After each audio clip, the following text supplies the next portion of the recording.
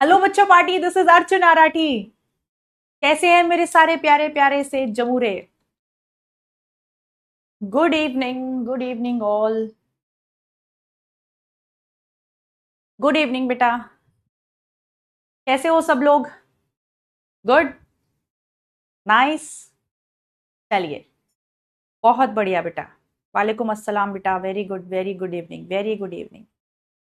चलिए जी, तो चलिए फिर स्टार्ट करते हैं आज का lecture with the new topic that is genetic disorders. तो अब इस चैप्टर में दो ही टॉपिक बचे हैं। अगले मंडे तक we'll try to complete this chapter and then we'll start microbes and then we'll start the ecology unit. तो अब सिलेबस में इतना परेशानी नहीं है क्योंकि 12th क्लास में ये 3 ही चैप्टर हैं जो मुश्किल हैं और टफ थे। Sexual reproduction, principles of inheritance and molecular. ये बड़े चैप्टर थे, मुश्किल चैप्टर थे। अब तो फटाफट से सिलेबस खत्म हो जाएगा, आपको पता भी नहीं चलेगा। बहुत आसान चैप्टर्स अब बचे हैं, थ्योरेटिकल चैप्टर्स हैं जहां पर हमें सिर्फ कहानी की तरह चीजों को याद करना है।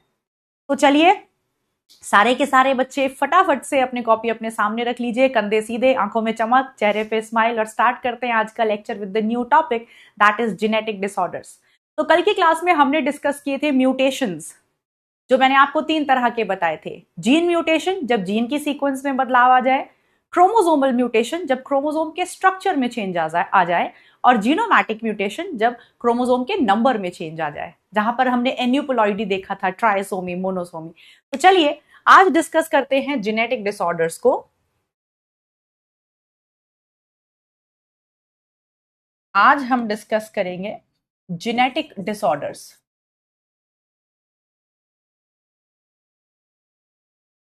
and then in the end I will discuss pedigree analysis। तो जेनेटिक डिसऑर्डर्स क्या होते हैं? ऐसे डिसऑर्डर्स जब फ्यूजन होता है और जाइगोट बनता है, ये डिसऑर्डर्स तभी से तय हो जाते हैं। मतलब ये जन्मजात बीमारियां होती हैं। जब से दुनिया में बच्चा आता है उसे तभी से ये बीमारी होती है, उसके जीन्स की वजह से ये बीमारी हो रही है, क्रोमोसोम्स की वजह से ये बीमारी हो रही है। तो ये कॉन्जिनाइटल डिजीजेस होती हैं। कॉन्जिनाइटल मतलब बाय बर्थ, जन्म से ही। और ये कभी ठीक नहीं हो सकती, इनको ठीक नहीं किया जा सकता क्योंकि बॉडी के हर एक सेल में जो जेनेटिक कॉन्स्टिट्यूशन है उसमें बदलाव आ चुका है, म्यूटेशन आ चुका है। Right? So genetic disorders are congenital disorders. They are congenital disorders.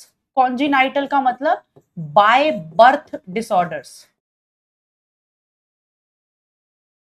These are by birth disorders. जन्म से ही जो बीमारियां होती हैं उन्हें हम जेनेटिक डिसऑर्डर्स कहते हैं। एंड दे आर, इनका कोई भी इलाज नहीं होता है। राइट? अब जेनेटिक डिसऑर्डर्स जो हैं बेटा, आपको ये बता देते हैं कि जेनेटिक डिसऑर्डर्स 2 तरह के हो सकते हैं। There can be 2 types of genetic disorders. There can be 2 types of genetic disorders. इस पर सवाल काफी पूछा जाता है। 2 तरह के जेनेटिक डिसऑर्डर्स होते हैं। कौन कौन से? आ जाइए डिस्कस करते हैं। Mendelian disorders and non-Mendelian disorders. Genetic disorders can be Mendelian disorders and they can be non-Mendelian disorders.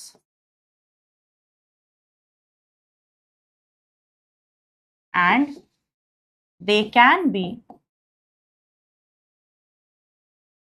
Non Mendelian disorders. Ma'am फर्क क्या है? हम जेनेटिक डिसऑर्डर्स को 2 कैटेगरीज में डिवाइड कर रहे हैं, मेंडेलियन डिसऑर्डर्स और नॉन मेंडेलियन डिसऑर्डर्स। तो ध्यान से सुनेंगे, ये क्वेश्चन काफी पूछा जाता है। मेंडेलियन डिसऑर्डर्स ऐसी बीमारियां होती हैं जो कि जीन म्यूटेशन आने की वजह से होती हैं। कल मैंने आपको 3 तरह की म्यूटेशन बताई, gene mutation, genomatic mutation and chromosomal mutation. तो ऐसे सारे जेनेटिक डिसऑर्डर्स जो जीन की सीक्वेंस में बदलाव आने की वजह से होते हैं। स्लाइड मैप ऑन कर देते हैं। अभी स्लाइड मैप का कोई काम नहीं है, 2 मिनट सुन लो, अभी ऑन कर देंगे।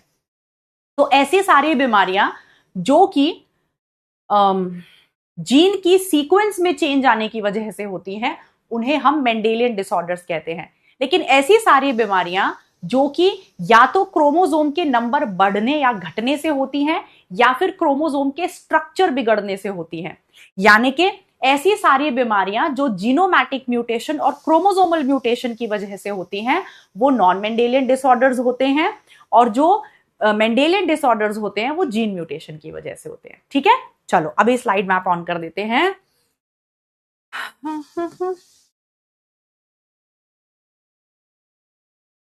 मेरे ख्वाबों की तस्वीर है तू, बेखबर मेरी तकदीर है तू, तू किसी और की बेबक, तू किसी और की हो न जाना, कुछ भी कर जाऊंगा मैं दीवाना, तू हाँ कर या ना। चलिए तो मेंडेलियन डिसऑर्डर्स लिखते हैं। मेंडेलियन डिसऑर्डर्स क्या है? These are the gene related disorders. इन्हें हम क्या कहते हैं? इन्हें हम कहते हैं जीन रिलेटेड डिसऑर्डर्स। माने disorders due to gene mutation. ऐसे सारे डिसऑर्डर्स जो जीन म्यूटेशन की वजह से होते हैं, यानी कि change in the sequence of gene, change in the sequence of gene, gene की सीक्वेंस में चेंज होने की वजह से कोई भी कारण हो सकता है इनका कारण एडिशन हो सकता है, डिलीशन हो सकता है, फ्रेम शिफ्ट म्यूटेशन हो सकता है, पॉइंट म्यूटेशन हो सकता है, सब्स्टिट्यूशन हो सकता है।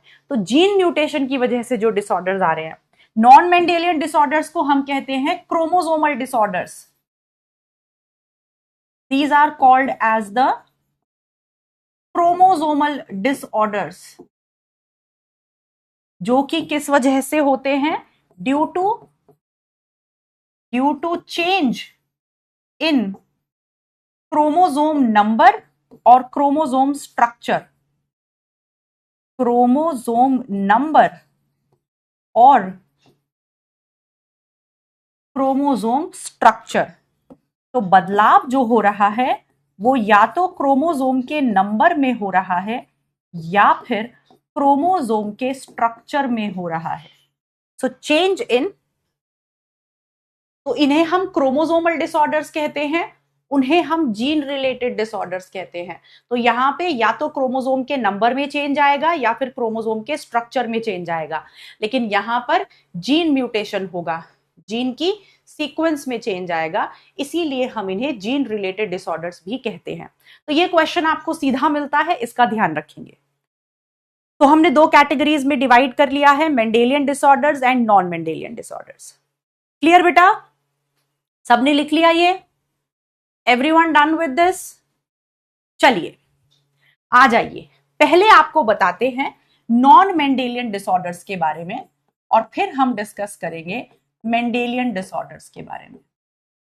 तो चलिए पहले आपको बता देते हैं अबाउट नॉन मेंडेलियन डिसऑर्डर्स, यानी कि क्रोमोसोम रिलेटेड डिसऑर्डर्स। अब ये जो नॉन मेंडेलियन डिसऑर्डर्स होते हैं ये भी दो तरह के हो सकते हैं। दे कैन बी ऑटोसोमल और दे कैन बी, ये ऑटोसोमल हो सकते हैं या फिर ये सेक्स लिंक्ड हो सकते हैं। माने इसका क्या मतलब है मैम? इसका मतलब है कि अगर जो डिसऑर्डर है वो किसी ऑटोसोम के बढ़ने से, घटने से या फिर ऑटोसोम के स्ट्रक्चर में चेंज आने की वजह से हो रहा है। ऑटोसोम आप जानते हैं, मैं आपको बता चुकी हूं कि दो तरह के क्रोमोसोम्स होते हैं, ऑटोसोम्स एंड एलोसोम्स। जो सेक्स क्रोमोसोम्स होते हैं एक्स और वाई वो आपके एलोसोम्स होते हैं, लेकिन बाकी जो बचे वो ऑटोसोम्स होते हैं। तो यानी कि जो ऑटोसोम्स का क्रोमोसोम का नंबर है या फिर ऑटोसोम्स का क्रोमोसोम का जो स्ट्रक्चर है, अगर वो गड़बड़ हो रहा है तो ऑटोसोमल नॉन मेंडेलियन डिसऑर्डर है, right? Autosomal non Mendelian disorder. तो यहां पे हमारा एग्जाम्पल आता है जो हमारे सिलेबस में है, डाउन सिंड्रोम। सेक्स लिंक्ड में यहां पे ऑब्वियसली जो चेंज है वो सेक्स क्रोमोसोम्स में आएगा। Change occurs in sex chromosomes. तो अगर चेंज ऑटोजोम्स में होता है तो वो ऑटोजोमल नॉन मेंडेलियन डिसऑर्डर है, और अगर चेंज एलोजोम्स में, सेक्स क्रोमोसोम्स में आ रहा है तो वो sex linked non Mendelian disorder है। यहां पर दो एग्जाम्पल आते हैं, एक आता है क्लाइनफेल्टर सिंड्रोम और दूसरा आता है Turner syndrome. Klinefelter syndrome and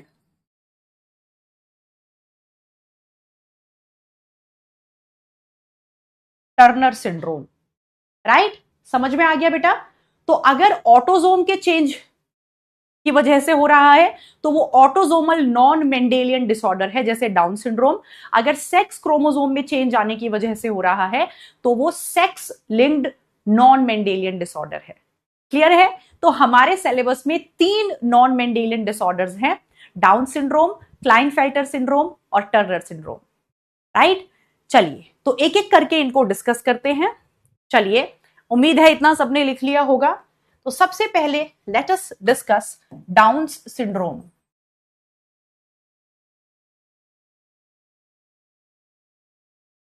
चलिए तो सबसे पहले डाउन सिंड्रोम को डिस्कस करते हैं। डाउन सिंड्रोम जो है बेटा जी, इसको सबसे पहले डिस्कवर करने वाले जो साइंटिस्ट थे वो थे लैंगडन डाउन। साइंटिस्ट का नाम डाउन था, उनका जो सरनेम था वो डाउन था, इसीलिए इस बीमारी का नाम डाउन्स सिंड्रोम रखा गया, क्योंकि जिस साइंटिस्ट ने इसको डिस्कवर किया था उनका नाम डाउन था। चलिए, अब इसमें होता क्या है डाउन सिंड्रोम में, पहले इसका कॉज जानते हैं। तो इसका जो कॉज है that is trisomy of 21st chromosome. आप अच्छे से जानते हैं ट्राइसोमी का मतलब क्या होता है। Trisomy of 21st pair of chromosome, जो 21वां जोड़ा होता है, उस 21वें जोड़े में 2 नहीं बल्कि 3 क्रोमोसोम हो जाते हैं। बाकी दो, बाकी सारे जोड़ों में दो क्रोमोसोम होते हैं, लेकिन जो 21वां जोड़ा होता है उसमें 2 की बजाय 3 क्रोमोसोम हो जाते हैं। This is called as the trisomy of 21st chromosome. Right, चलिए तो यहां पर ये किसका केस है? This is a case of hyperploidy. यहां पर क्या हो रही है? हाइपरप्लॉइडी हो रही है, यानी कि क्रोमोसोम का नंबर बढ़ रहा है। तो ये एन्यूपिलॉइडी का केस है। एन्यूपिलॉइडी में भी किसका केस है? हाइपरप्लॉइडी का, यानी कि ट्राइसोमी का। और इसका कारण मैं आपको बता चुकी हूं। कॉज क्या है? Non disjunction of chromosomes. कल बताया था ना, due to non disjunction of chromosome. Due to non disjunction, कल हमने डिस्कस किया था कि जो एन्यूपिलॉइडी होती है वो किसकी वजह से होती है? क्रोमोसोम्स के नॉन डिसजंक्शन की वजह से होती है। तो यहां पर भी यही हो रहा है। तो ये कैसे होती है, आ जाओ डिस्कस करते हैं। डाउन सिंड्रोम कैसे बच्चे को हो जाता होगा, आ जाइए। तो इसके पीछे का कॉज देखते हैं। सपोज कोई गेमीट है, हम जानते हैं हमारे अंदर जो नॉर्मल गेमीट होता है, नॉर्मल गेमीट कैसा होता है? नॉर्मल गेमीट हैप्लॉइड होता है, जिसमें कितने क्रोमोसोम होते हैं? 23 क्रोमोसोम्स होते हैं। जब एक नॉर्मल गेमीट एक एबनॉर्मल गेमीट के साथ फ्यूज होता है, एबनॉर्मल गेमीट कैसा होगा? एबनॉर्मल गेमीट होगा n+1। n+1 यानी कि उसमें कितने क्रोमोसोम्स होंगे? 24। और ये जो n+1 कंडीशन है ये 21st पेयर में है, समझ रहे हो? यानी कि यहां इसमें 23 क्रोमोसोम है, लेकिन इस वाले गेमीट में बाकी एक एक क्रोमोसोम है, लेकिन जो 21वां क्रोमोसोम है वो 2 हैं एक साथ। 21वां क्रोमोसोम 2 हैं। गैमीट में कभी भी 2 क्रोमोसोम नहीं होते, पर पूरा का पूरा 21वां जोड़ा जो है वो इस गैमीट में आ गया। तो क्या हुआ है? नॉन डिसजंक्शन हुआ है। कल हमने इसे डिटेल में पढ़ा था। तो जब इनका फ्यूजन होगा, एक नॉर्मल गेमीट और एक एबनॉर्मल गेमीट का फ्यूजन होगा, तो जनरली बच्चा कैसा बनता है? नॉर्मल बच्चा 2n बनता है, पर यहां पे कैसा बनेगा? 2n+1, यानी कि ऐसे बच्चे में कितने क्रोमोसोम्स होंगे? 47 क्रोमोसोम्स होंगे। तो नॉर्मली हमारे अंदर 46 क्रोमोसोम्स होते हैं, लेकिन ऐसा बच्चा जिसको डाउन सिंड्रोम होता है उसके अंदर 47 क्रोमोसोम्स होते हैं, क्योंकि उसके 21वें जोड़े में 2 नहीं बल्कि 3 क्रोमोसोम होंगे। तो ये आप ध्यान रखिएगा, डाउन सिंड्रोम कैसे होता है? जब एक नॉर्मल गेमीट एबनॉर्मल गेमीट के साथ फ्यूज होता है। वो कोई भी हो सकता है। एबनॉर्मल गेमीट स्पर्म भी हो सकता है, और ये एबनॉर्मल गेमीट ओवम भी हो सकता है। ओके, चलिए, सो दिस इज डाउन सिंड्रोम। उम्मीद है क्लियर हो गया होगा। इसे कौन से साइंटिस्ट ने डिस्कवर किया है, इसका कॉज क्या है, और ये किस तरह हो जाता है। अब डाउन सिंड्रोम के सिम्टम्स देखते हैं।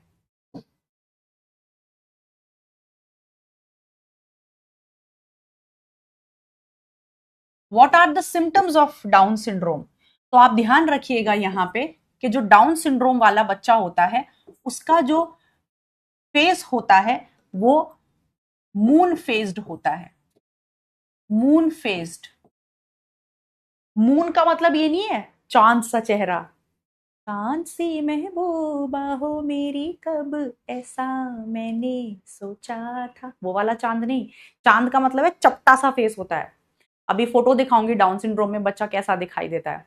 पहले देख ही लेते हैं, फिर उसके बाद सिम्टम्स देख लेंगे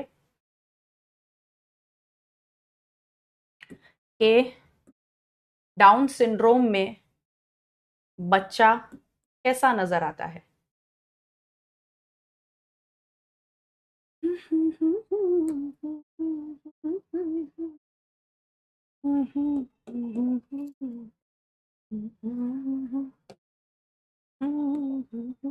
देखो, कुछ ऐसा दिखाई देता है बच्चा जिसको डाउन सिंड्रोम हो जाता है, कुछ ऐसा नजर आता है। तो आप यहां देख रहे हो कि जो बच्चा है उसका फेस कैसा है? चपटा सा फेस है ना, चपटा सा, इसे मून फेस्ड कहते हैं। और इसका मुंह हमेशा खुला रहता है। ऐसे बच्चों का जिनको डाउन सिंड्रोम होता है उनका मुंह पार्शियली ओपन रहता है, और नींद में चाहे ये सो रहे हो जाग रहे हो, ऐसे इनका मुंह हमेशा खुला रहता है। और अगर आप इनकी जीभ देखोगे, इनकी टंग देखोगे, तो टंग में गड्ढा होता है छोटा सा यहां, जिसको फरो बोलते हैं, इसे फरोड टंग बोलते हैं। इनका जो हाथ होता है, हाथ के बीचों बीच एक क्रीज होती है, जैसे हमारी हाथ में रेखाएं होती हैं। इनके हाथ पाम के, जो पाम है, जो हमारा हाथ है, इस हाथ पाम के बीचों बीच एक क्रीज होती है, बीचों बीच एक रेखा होती है जो पाम को 2 बराबर भागों में बांट देती है। फिर इनका साइकोमोटर डेवलपमेंट नहीं होता, इनका फिजिकल डेवलपमेंट नहीं होता, इनका मेंटल डेवलपमेंट नहीं होता। ये फिजिकली पूरे फिट नहीं होते, इनका मेंटल डेवलपमेंट भी ज्यादा नहीं होता, इनका साइकोमोटर डेवलपमेंट नहीं होता। साइकोमोटर का मतलब क्या होता है? किसी बात को समझकर उसका एक अप्रोप्रिएट रिस्पॉन्स देना, ये भी नहीं होता इनका। राइट? तो ये सारे देखो, आप देख पा रहे हो, ये सारे सिम्टम है। इनका जो सर होता है, हमारा सर पीछे से राउंड होता है, पर इनका सर पीछे से चपटा होता है। राइट? तो दे हैव फ्लैट हेड, इनका हेड फ्लैट होता है, मुंह हमेशा खुला रहता है, पार्शियली ओपन माउथ। इन सारे सिम्टम्स पर क्वेश्चन आता है। पार्शियली ओपन माउथ, मुंह हमेशा आधा खुला रहता है। Furrowed tongue,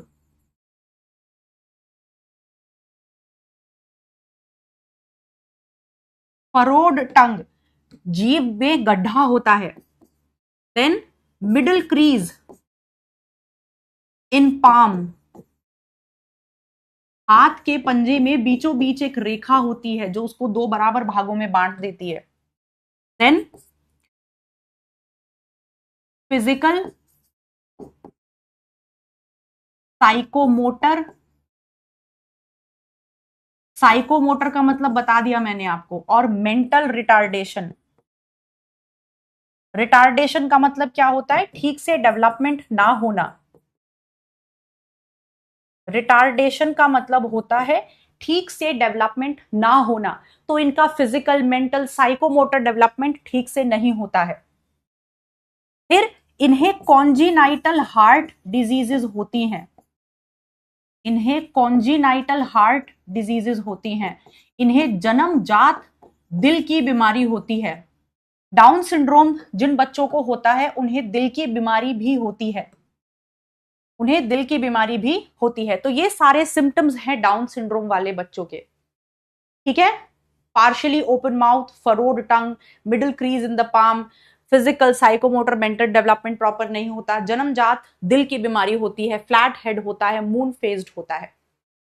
So these are all the symptoms of Down syndrome.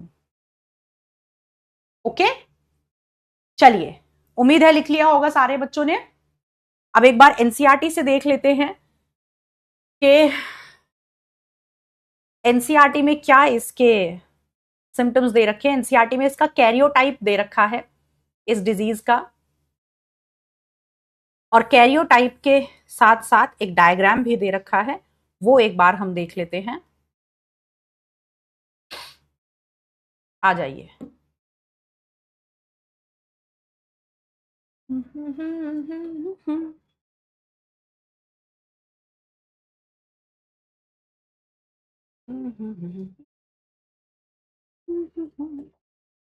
ये देखो बेटा, ये एनसीईआरटी में दे रखी हैं चीजें। आ जाइए समझते हैं क्या उन्होंने एक्सप्लेन किया हुआ है। आप यहाँ पे बच्चा देख रहे हैं, यहाँ पे कुछ सिम्टम्स लिखे हुए हैं एनसीईआरटी में। ब्रॉड फ्लैट फेस, जो फेस होता है वो चौड़ा होता है और फ्लैट होता है, चपटा होता है। बिग एंड रिंकल्ड टंग, जो इनकी जीभ होती है वो काफी बड़ी होती है और वो रिंकल्ड होती है। रिंकल्ड मतलब आप जानते हो रिंकल्ड का मतलब क्या होता है। जीभ, इनकी टंग के ऊपर झुर्रियां झुर्रियां सी पड़ी होती हैं। कॉन्जिनाइटल हार्ट डिजीज, इनमें बचपन से ही दिल की बीमारियां होती हैं। फ्लैट बैक ऑफ हेड, जो सर का पिछला हिस्सा होता है वो चपटा होता है। पाम क्रीज, हाथों के बीचों बीच एक रेखा होती है। Many loops on finger tips, many loops, जो इनकी फिंगर टिप्स होती है, हम जानते हैं हमारी फिंगर टिप्स पे बहुत सारे ऐसे गोल गोल लूप होते हैं, पर इनकी फिंगर टिप्स पे कुछ ज्यादा ही लूप्स होते हैं। सो बहुत ज्यादा लूप होना कहा, फिंगर टिप्स पर। अब यहां पे ये इस साइड जो आपको दिखाई दे रहा है, this is the karyotype of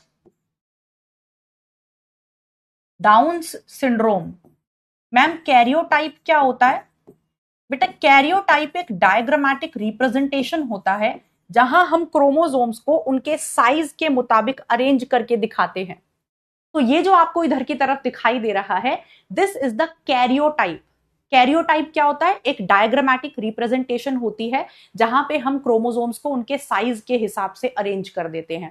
तो आपको देखो ये कितने जोड़े दिखाई दे रहे हैं, ये कैरियोटाइप है ऐसे बंदे का जिसको डाउन सिंड्रोम हुआ है।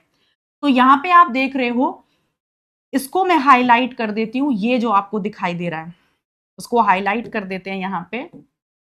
ये अगर आप इसको अपनी एनसीईआरटी में देख पा रहे हो, शायद आपको यहां ठीक से ना दिखाई दे रहा हो, ये 21वां जोड़ा है। इस डायग्राम में क्लियर दिखाई नहीं दे रहा। This is the 21st pair. अगर आप अपनी एनसीईआरटी में देख पा रहे हो, ये 21वां जोड़ा है और यहां पर हमें 3 क्रोमोसोम्स नजर आ रहे हैं, 1 2 3। बाकी सब में दो दो क्रोमोसोम्स नजर आ रहे हैं, लेकिन ये जो 21वां जोड़ा है इसमें 3 क्रोमोसोम नजर आ रहे हैं। ये वाला, फिर ये वाला 22nd पेयर है और ये वाला 23rd पेयर है, लास्ट वाला जो सेक्स क्रोमोसोम वाला पेयर होता है। यहाँ पे एक्स लिखा है, एक्स एक्स। बात समझ में आई? तो this is the karyotype of the person having down syndrome, जहां पे 21वें जोड़े में हमें 3 क्रोमोसोम्स नजर आ रहे हैं। चलिए, तो उम्मीद है आपको डाउन सिंड्रोम समझ में आ गया होगा।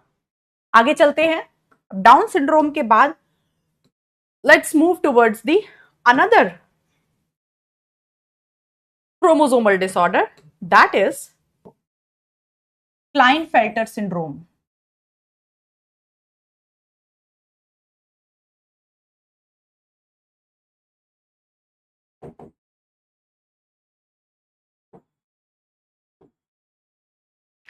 क्लाइनफेल्टर सिंड्रोम कहां देखने को मिलता है और इसका कारण क्या है? सबसे पहले तो आप ध्यान रखेंगे, क्लाइनफेल्टर सिंड्रोम मेल्स में होता है, आदमियों में होता है क्लाइनफेल्टर सिंड्रोम। इसका कॉज क्या है मैम? इसका कॉज है trisomy of 23rd pair of chromosome. Trisomy of 23rd pair of chromosome, जो 23वां क्रोमोसोम है, 23वां जो जोड़ा है, यानी कि सेक्स क्रोमोसोम्स का जो जोड़ा है, एलोसोम का जो जोड़ा है। 23rd पेयर किसका पेयर होता है? एलोसोमिक और सेक्स क्रोमोसोम की ट्राइसोमी यहां पर हुई है। तो 23वें जोड़े में हम जानते हैं 2 सेक्स क्रोमोसोम्स होते हैं, पर यहां 23वें जोड़े में 3 सेक्स क्रोमोसोम्स हो जाते हैं। And this is again the case of trisomy, but ये 23वें जोड़े की ट्राइसोमी है। और जो डाउन सिंड्रोम है वहां पे 21st पेयर की ट्राइसोमी हो रही थी। कारण आप जानते हैं, बार बार लिखने की जरूरत नहीं है, नॉन डिसजंक्शन ऑफ क्रोमोसोम्स। हम आपको बता चुके हैं ट्राइसोमी, मोनोसोमी, इन सब का कारण क्या है? Non disjunction of chromosome. अब क्लाइनफेल्टर को रिप्रेजेंट करने के क्या तरीके होते हैं? Way of representation. आप किस तरह से क्लाइनफेल्टर सिंड्रोम को लिखकर बता सकते हो? तो इसको लिखने के 2 तरीके होते हैं। पहला तरीका, हम इसको इस तरह लिख सकते हैं 44 plus XXY।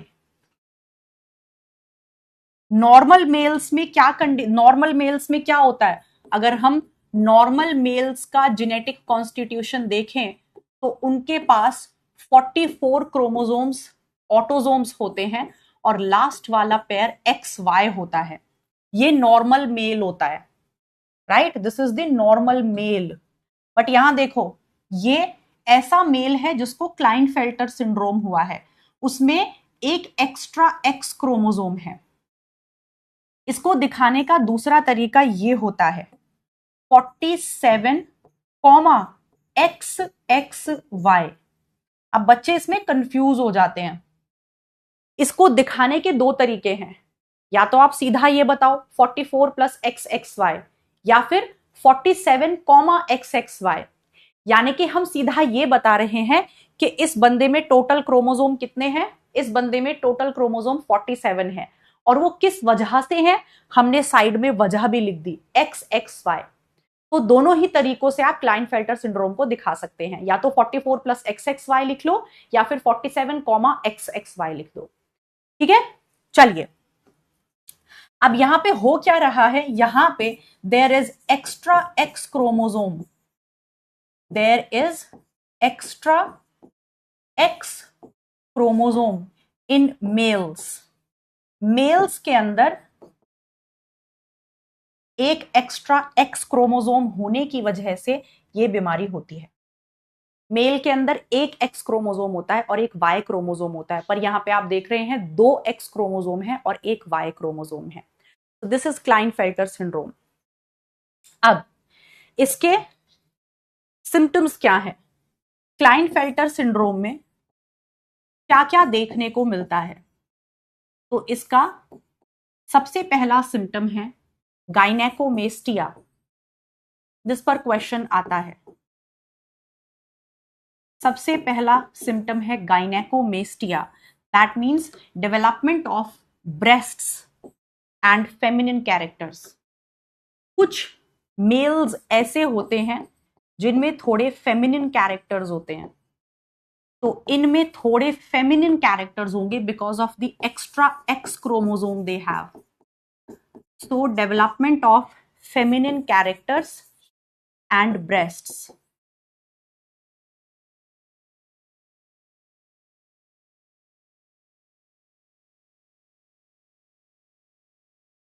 Right? So this is one of the symptoms. Second symptom is they are sterile, वो रिप्रोड्यूस नहीं कर सकते हैं, बच्चे पैदा नहीं कर सकते हैं। दे आर स्टराइल, स्टराइल का मतलब है they can not reproduce. And इनमें थोड़ा मेंटल रिटार्डेशन भी होता है, या आप चाहें तो इसको स्किप कर सकते हैं। तो बस ये ध्यान रखिएगा, स्टराइल होते हैं और इनमें थोड़े से फेमिनिन कैरेक्टर्स होते हैं, अदरवाइज ये नॉर्मल ही दिखते हैं, अदरवाइज ये नॉर्मल दिखते हैं। नो, ट्रांसजेंडर नहीं होते हैं ये, ट्रांसजेंडर होना अलग चीज होती है। दे हैव जेनाइटल पार्ट्स, इनके पास सारे जेनाइटल पार्ट्स होते हैं जो नॉर्मल मेल के पास होते हैं, बट वो स्पर्म नहीं बना पाते, स्टराइल होते हैं। They are not transgenders. चलिए आगे चलते हैं। अब यहां पर कॉज देख लेते हैं। What is the cause of Klinefelter syndrome? Cause होता है, पहला कॉज या तो एबनॉर्मल एग फ्यूज हो जाए नॉर्मल स्पर्म के साथ। स्पर्म नॉर्मल है लेकिन जो एग है वो कैसा आ गया, N+1 वाला, और नॉर्मल स्पर्म N वाला है। तो N+1 वाला एबनॉर्मल एग कैसा होगा, 22 प्लस XX।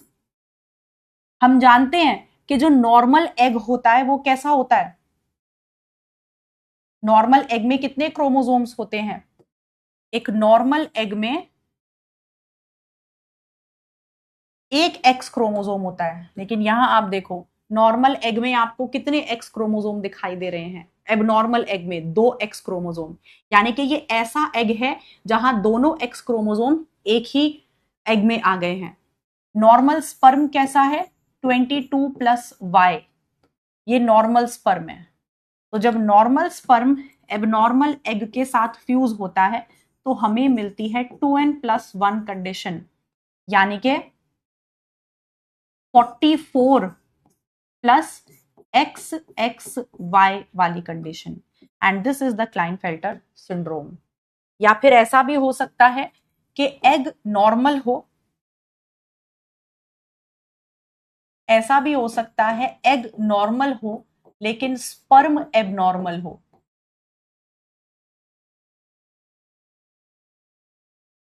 तो नॉर्मल एग कैसा होता है हम सब जानते हैं, 22 प्लस X, टोटल उसमें 23 क्रोमोसोम्स होते हैं, जिसमें से 22 ऑटोसोम होते हैं और एक एक्स क्रोमोसोम होता है। एबनॉर्मल स्पर्म कैसा हो जाएगा, 22 प्लस XY, 22 प्लस XY। जब ये दोनों फ्यूज करेंगे तो बच्चा कैसा होगा, 44 plus XXY। So this is the reason of Klinefelter syndrome। या तो नॉर्मल स्पर्म एबनॉर्मल एग या एबनॉर्मल एग नॉर्मल स्पर्म, कारण आप जानते हैं नॉन डिसजंक्शन ऑफ क्रोमोसोम, कल बताया था डिटेल में। क्लियर है? क्लियर हो गया सारे बच्चों को? ये लिख लिया सबने? चलिए एनसीईआरटी में डायग्राम अगर आप देखना चाहते हैं तो देख सकते हैं, इसमें खास ऐसा कुछ दिया नहीं है। ये डायग्राम दे रखा है एनसीईआरटी में, बस यहाँ पे क्या रिप्रेजेंट किया है, development of breast in male. चलिए अब चलते हैं नेक्स्ट, टर्नर सिंड्रोम। ये जो नाम है Klinefelter syndrome, Turner syndrome, down syndrome, ये सारे नाम इनके साइंटिस्ट के ऊपर बेस्ड है, जिन साइंटिस्ट ने ये डिस्कवर किए हैं। टर्नर सिंड्रोम की बात करेंगे तो Turner syndrome is found in females. Klinefelter syndrome कहां था, मेल्स में था, लेकिन टर्नर सिंड्रोम फीमेल्स में होता है। इसका कॉज क्या है, इसका कॉज है मोनोसोमी। कल भी बताया था, मोनोसोमी हो जाती है of 23rd pair,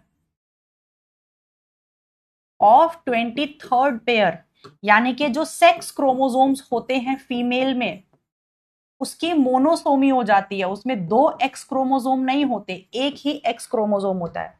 so monosomy किस में देखने को मिल रही है? मोनोसोमी आखिरी जोड़े में, 23rd पेयर में मोनोसोमी देखने को मिल रही है।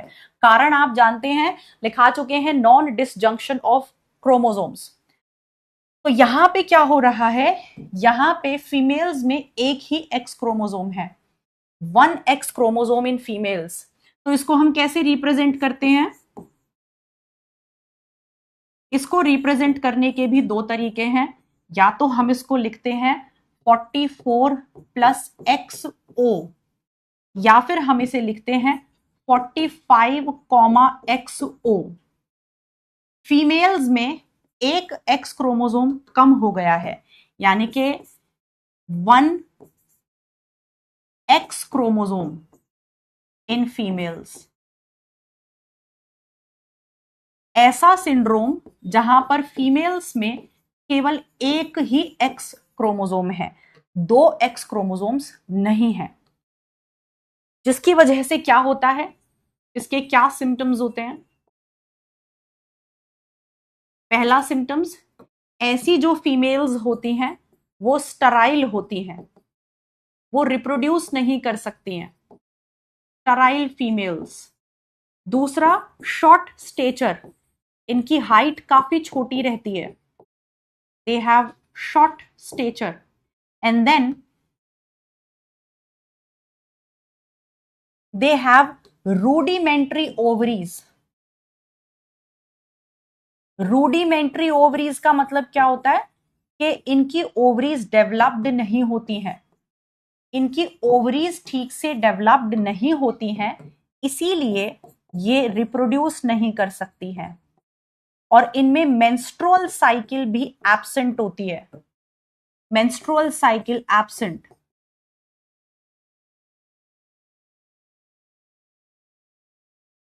बाकी ये नॉर्मल दिखती हैं, बाकी they appear to be as normal, बस हाइट थोड़ी छोटी होती है, स्टराइल होती है, रिप्रोड्यूस नहीं कर सकती, इनकी ओवरीज रूडिमेंट्री होती हैं, and they do not have menstrual cycle. Okay, clear है बेटा? So this is Turner syndrome. उम्मीद है लिख लिया होगा सबने। अच्छा, शॉर्ट स्टेचर आप यहां भी ऐड कर सकते हैं, एक बार डाउन सिंड्रोम वाले नोट्स में जाइए, यहां भी आप लिख सकते हैं, जिन बच्चों को डाउन सिंड्रोम की बीमारी होती है उनकी हाइट भी छोटी रहती है, दे हैव शॉर्ट स्टेचर। तो ये वाला भी आप ऐड कर सकते हैं डाउन सिंड्रोम में। चलिए, अब टर्नर सिंड्रोम में देखते हैं कि उसके पीछे का रीजन क्या होता है। वहां पर भी सेम कहानी है, या तो एबनॉर्मल एग फ्यूज करेगा नॉर्मल स्पर्म के साथ। तो एबनॉर्मल एग यहां पे कैसा होगा? एबनॉर्मल एग यहां पे ऐसा होगा 22+0, मतलब ऐसा एग जिसमें सेक्स क्रोमोसोम होगा ही नहीं, ऐसा एग जिसमें सेक्स क्रोमोसोम होगा ही नहीं, वो किसके साथ फ्यूज करेगा? नॉर्मल स्पर्म के साथ, यानी कि 22+X। जब ये फ्यूज करेंगे तो फिर बच्चा कैसी, लड़की कैसी बनेगी? 44+XO। या फिर नॉर्मल एग हो सकता है और एबनॉर्मल स्पर्म हो सकता है। नॉर्मल एग कैसा होगा? आप जानते हैं नॉर्मल एग होता है 22+X, और एबनॉर्मल एग कैसा होगा? जिसमें सेक्स क्रोमोसोम होगा ही नहीं। दोनों जब फ्यूज करेंगे तो 44+XO। तो दोनों ही पॉसिबिलिटी हैं। ये किस वजह से हुआ होगा? नॉन डिसजंक्शन की वजह से। अगर स्पर्म बनते हुए नॉन डिसजंक्शन है, माने के एक 50% स्पर्म्स में XY क्रोमोसोम दोनों चले गए हैं और 50% स्पर्म्स में सेक्स क्रोमोसोम आया ही नहीं है, जब एग बनते हुए नॉन डिसजंक्शन होगा तो मतलब 50% एग में दोनों के दोनों एक्स क्रोमोसोम चले गए हैं और 50% में गए ही नहीं है। सो this is the cause of Turner syndrome. Clear? Clear है बेटा? चलिए, एनसीईआरटी में इसका डायग्राम कुछ इस तरह का दे रखा है। ये फीमेल नॉर्मल ही दिखती हैं, लेकिन बस इनके जो अच्छा, एक और चीज एनसीईआरटी में लिखी हुई है, आप ये चाहें तो ये भी लिख सकते हैं, that they lack other secondary sexual characters also, lack other secondary sexual characters. आप जूलॉजी में रिप्रोडक्शन चैप्टर में आपने पढ़ लिया होगा कि फीमेल्स में दूसरे सेकेंडरी सेक्सुअल कैरेक्टर्स और क्या क्या होते हैं। तो जो बाकी और दूसरे सेकेंडरी सेक्सुअल कैरेक्टर्स हैं वो भी इनमें प्रॉपरली डेवलप्ड नहीं होते हैं। ना तो इनकी ओवरीज डेवलप्ड होती हैं, ना ही इनके सेकेंडरी सेक्सुअल कैरेक्टर्स डेवलप्ड होते हैं। Okay, clear? चलिए, तो ये हुआ टर्नर सिंड्रोम। तो यहां पर खत्म होते हैं हमारे नॉन मेंडेलियन डिसऑर्डर्स। अब हम चलते हैं मेंडेलियन डिसऑर्डर्स पे, यानी कि ऐसे डिसऑर्डर्स जो जीन से रिलेटेड हैं, जीन से रिलेटेड हैं, जीन में बदलाव होने की वजह से हो रहे हैं। ये भी दो तरह के हो सकते हैं। They can be again sex linked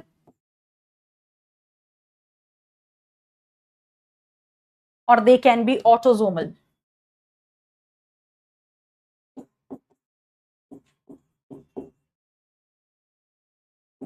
autosomal का मतलब क्या है कि बीमारी कैसे हो रही है?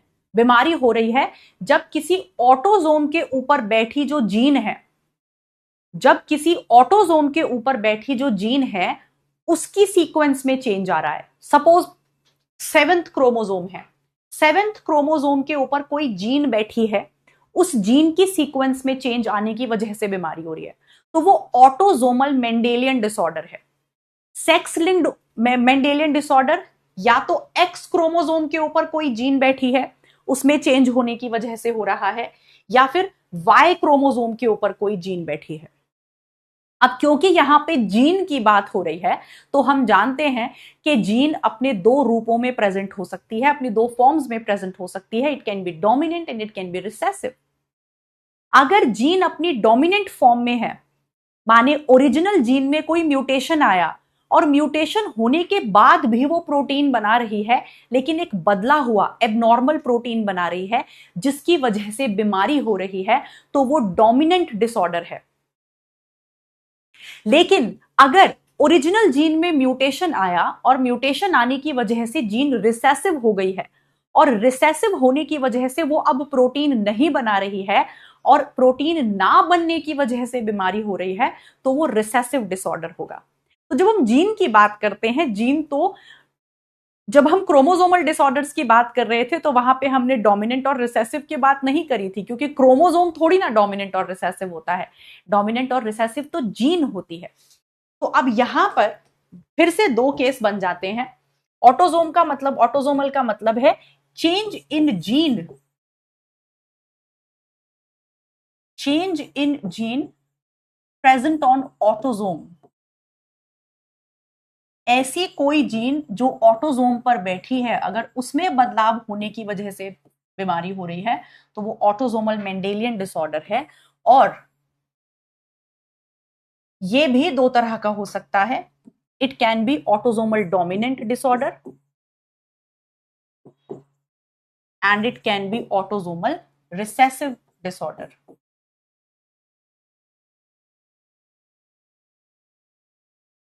डोमिनेंट डिसऑर्डर क्यों होगा? प्रोटीन के बनने से, एबनॉर्मल प्रोटीन के बनने से बीमारी होगी।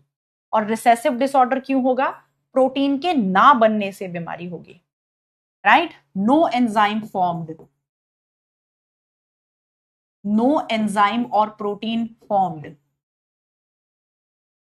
म्यूटेशन आया और म्यूटेशन आने के बाद जो रिसेसिव जीन है वो प्रोटीन नहीं बना रही है, और यहां पे changed protein is formed.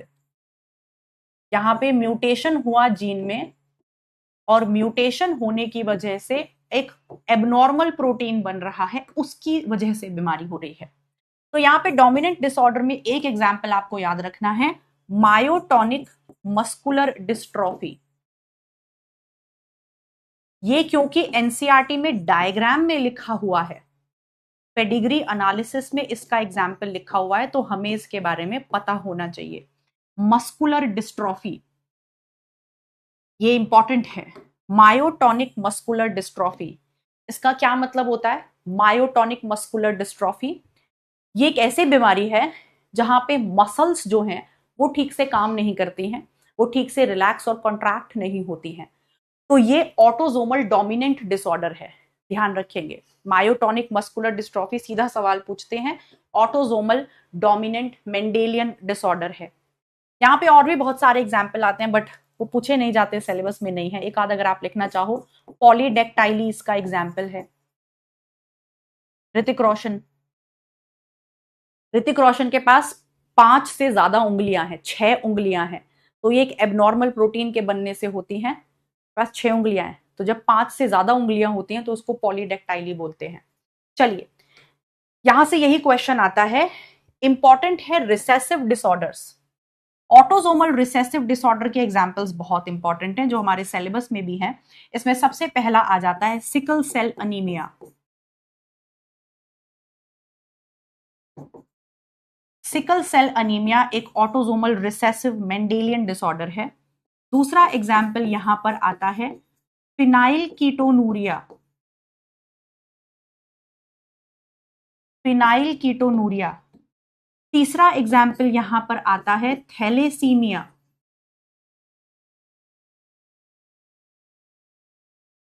Thalassaemia.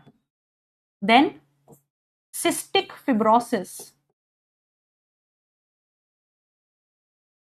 बहुत सारे एग्जाम्पल है यहां पे, बहुत सारे। एल्बिनिज्म,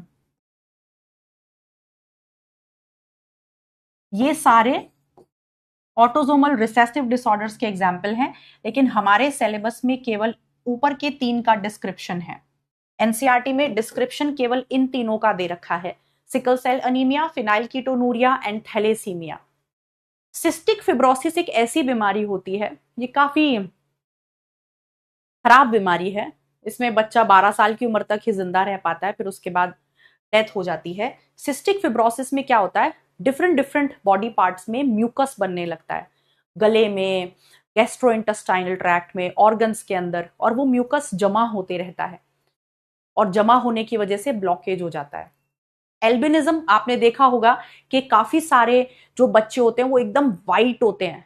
एक तो गोरा होना होता है, एक एबनॉर्मल वाइट होना होता है, जिसमें उनकी आईब्रोज, आई लैशेस, बाल ब्लैक नहीं होते, वो भी व्हाइटिश होते हैं, ब्राउनिश होते हैं, राइट।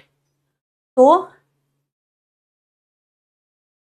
एक बच्ची लिख रही है, ma'am I have beta thalassaemia. That is very sad to know बेटा। चलिए, but you are doing great if you are studying hard and if you are doing hard in your life, you are doing very great and we are proud of you. If you have this disease and still you are doing so good, we are very proud of you.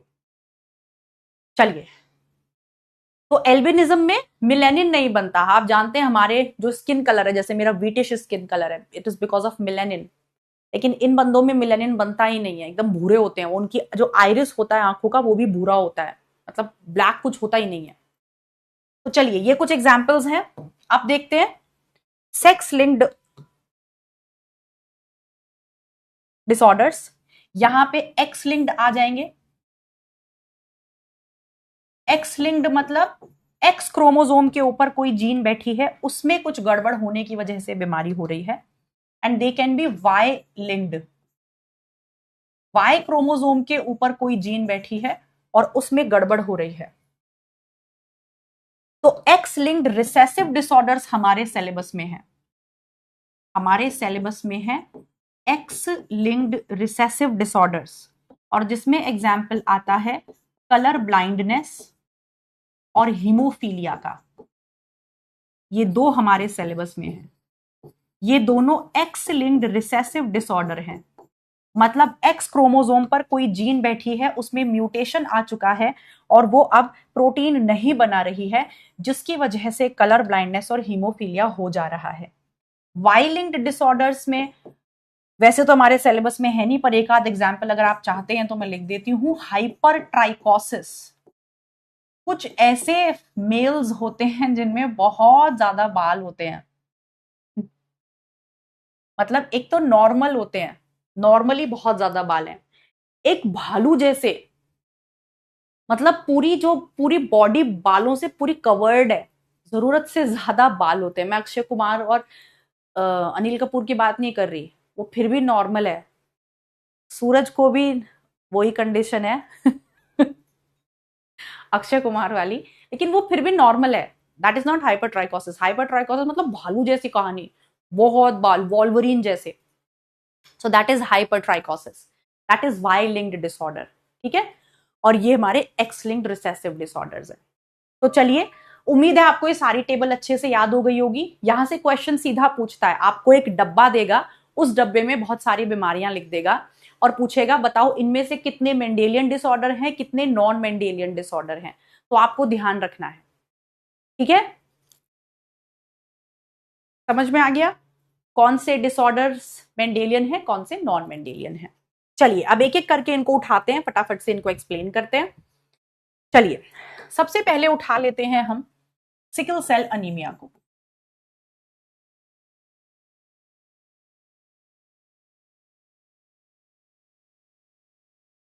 Sickle cell anaemia में सीधे question पूछता है, जो जो question पूछता है मैं सारे लिख देती हूं। सबसे पहले तो हमें ध्यान रखना है कि सिकल सेल अनीमिया एक ऑटोजोमल रिसेसिव डिसऑर्डर है। सिकल सेल अनीमिया एक ऑटोजोमल रिसेसिव डिसऑर्डर है। दूसरा, it is a case of point mutation, माने यहां पर बदलाव, पूरी जीन में बदलाव केवल एक जगह होता है, सिंगल न्यूक्लियोटाइड में होता है। Then it is a case of substitution. Gene mutation बताया था ना कल की क्लास में, सब्सटीट्यूशन एक तरह का जीन म्यूटेशन होता है, जहां पर हमने ट्रांसवर्जन देखा था, जहां पे pyrimidine is replaced by purine. याद है कल की क्लास से? तो ट्रांसवर्जन होता है। किस तरह का जीन म्यूटेशन यहां देखने को मिलता है? यहां पर सब्सटीट्यूशन देखने को मिलता है, ट्रांसवर्जन देखने को मिलता है, जो कि एक सिंगल पॉइंट पर होता है। And it is an example of pleiotropy also. ये मैंने आपको प्लियोट्रॉपी में भी एक्सप्लेन किया था। यहां पर जो म्यूटेटेड जीन होती है, जिसकी वजह से ये बीमारी होती है, that mutated gene is called as HBS gene. उसे हम HBS जीन कहते हैं, और वो हम जानते हैं, वो आपको मैं प्लियोट्रॉपी में एक्सप्लेन कर चुकी हूं कि ये म्यूटेटेड जीन जो सिकल सेल अनीमिया की बीमारी करती है, ये म्यूटेटेड जीन जिसे हम HBS जीन कह रहे हैं, जो सिकल सेल अनीमिया की बीमारी को करने के पीछे जिसका हाथ है, वो नेचर में प्लियोट्रॉपिक होती है। सिकल सेल अनीमिया बीमारी करने के साथ साथ वो और भी फिनोटाइप्स को अफेक्ट करती है। Physical weakness, reduced oxygen transport, RBC की शेप खराब कर देती है। तो सिकल सेल अनीमिया से सारे क्वेश्चंस आते हैं। It's an example of autosomal recessive condition, point mutation का केस है, ट्रांसवर्जन का केस है, एंड प्लियोट्रॉपी का केस है। क्लियर?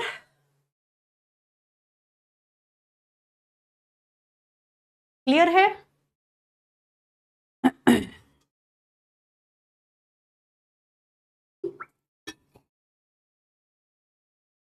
चलिए बहुत बढ़िया। आप समझने की कोशिश करते हैं कि एक्चुअल में होता क्या है सिकल सेल अनीमिया के दौरान, क्यों ये बीमारी हो जाती है। तो इसके लिए चलते हैं अपने डीएनए के पास। जीन कहां बैठी होगी? जीन डीएनए के ऊपर बैठी होगी, और हम चल रहे हैं क्रोमोसोम नंबर 11 पे। क्योंकि ये ऑटोजोमल डिसऑर्डर है, तो इसकी जीन ऑटोजोम पर बैठी होगी, और वो कौन सा ऑटोजोम है? वो है क्रोमोसोम नंबर 11। तो अब मैं क्रोमोसोम नंबर 11 पर हूं। उस क्रोमोसोम नंबर 11 के अंदर जो डीएनए है, उसको मैंने यहां खोल लिया है। ये देखिए, ये डीएनए हमने यहां पर खोल लिया है, जो क्रोमोसोम नंबर 11 पर बैठा है, 5 prime to 3 prime, 3 prime to 5 prime. अब ये जो मैं डीएनए के ऊपर आपको जीन दिखा रही हूं, ये अभी HBA जीन दिखा रही हूं। This HBA gene is the normal gene.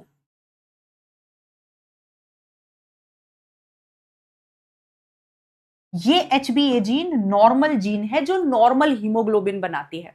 आपको पता है कि हीमोग्लोबिन एक टेट्रामर होता है, उसमें 2 अल्फा चेन होती हैं और 2 बीटा चेन होती हैं, राइट।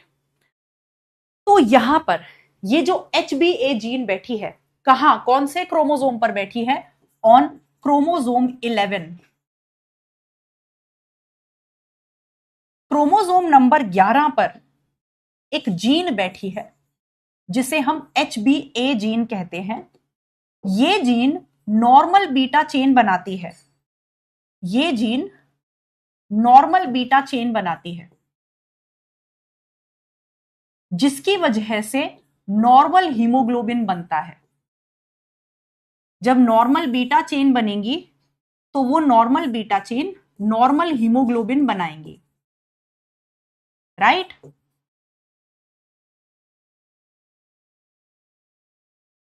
तो देखो इसमें क्या होता है, अब ध्यान देना। ये जो जीन बैठी है यहां पे HbA जीन, जो नॉर्मल बीटा चेन बनाती है, नॉर्मल हीमोग्लोबिन बनाने के पीछे है, ये जीन बहुत बड़ी है।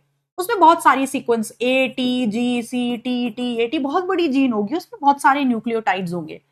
लेकिन मैं इतनी बड़ी जीन आपको बनाकर अब नहीं दिखा रही हूं, मैं सिर्फ जीन का वो हिस्सा हाईलाइट करूंगी, मैं सिर्फ उस कोडॉन को हाईलाइट करूंगी जहां पर चेंज आ रहा है। तो इस डीएनए पर वो खूब बड़ी सी, ये HbA जीन खूब बड़ी सी होगी, और हम हाईलाइट कर रहे हैं उस हिस्से को जिसमें अब बदलाव आने वाला है। तो देखिए क्या बदलाव आएगा।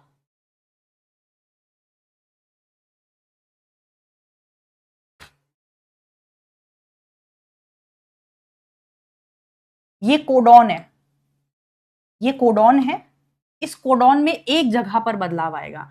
ये नीचे वाला कौन सा स्ट्रैंड है हम जानते हैं, ये नीचे वाला टेम्पलेट स्ट्रैंड है। अब तो मॉलिक्यूलर इनहेरिटेंस पढ़ चुके हैं, जिसकी पोलैरिटी 3 प्राइम टू 5 प्राइम होती है, वो टेम्पलेट स्ट्रैंड होता है। क्या बनाने के लिए? आरएनए। तो आरएनए किसके ऊपर बनेगा? अब इस डीएनए के ऊपर ट्रांसक्रिप्शन हुआ, और ट्रांसक्रिप्शन होने के बाद एमआरएनए बन गया। अब ये जो एमआरएनए है ये भी खूब बड़ा बनेगा, इस पे भी खूब सारे कोडॉन्स होंगे, लेकिन मैं सिर्फ उस कोडॉन को हाईलाइट कर रही हूं जिसमें चेंज आएगा। तो एमआरएनए किसके ऊपर बनेगा? यहां बनेगा, टेम्पलेट स्ट्रैंड के ऊपर। तो इसके ऊपर क्या कोडॉन पास ऑन होगा? GAG। हम जानते हैं कोडिंग स्ट्रैंड के ऊपर जो सीक्वेंस होती है एज इट इज एमआरएनए के ऊपर वही सीक्वेंस होती है। अब इस पर ट्रांसलेशन हो जाएगा, और ट्रांसलेशन होकर बनेगा प्रोटीन। पर हम सिर्फ एक कोडॉन की बात कर रहे हैं, तो कोडॉन प्रोटीन नहीं, अमीनो एसिड बनाएगा। इस एमआरएनए के ऊपर बहुत सारे कोडॉन्स होंगे जो बहुत सारे अमीनो एसिड बनाता, और उस अमीनो एसिड से पूरी बीटा चेन बनती।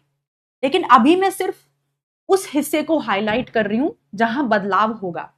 तो ये जो कोडॉन है GAG, आफ्टर ट्रांसलेशन ये कौन सा अमीनो एसिड बनाता है? ये ग्लूटामिक एसिड बनाता है।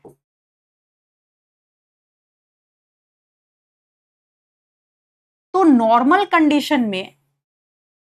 कंडीशन में जो छठा अमीनो एसिड होता है, 6th amino acid in beta chain is glutamic acid, normal conditions में।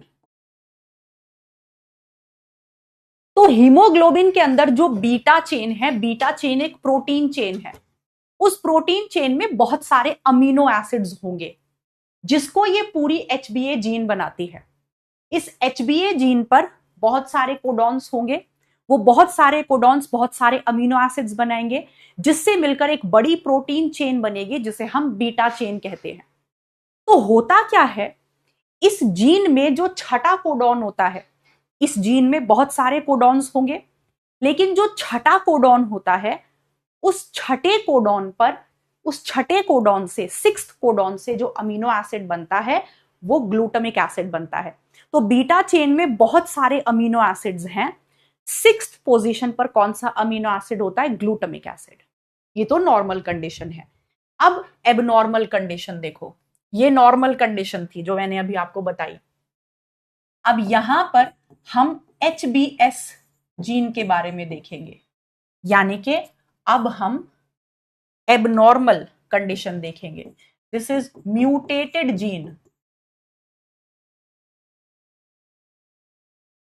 इस म्यूटेटेड जीन की वजह से एबनॉर्मल बीटा चेन बनेगी और उस एबनॉर्मल बीटा चेन से एबनॉर्मल हीमोग्लोबिन बनेगा और उस एबनॉर्मल हीमोग्लोबिन की वजह से बीमारी हो जाती है सिकल सेल अनीमिया। तो आ जाइए देखते हैं अब यहां क्या होने वाला है। तो हमने ये क्रोमोसोम नंबर 11 पे जो डीएनए है उस पे देख रहे हैं क्या चेंज आएगा। अब यहां देखिएगा ध्यान से।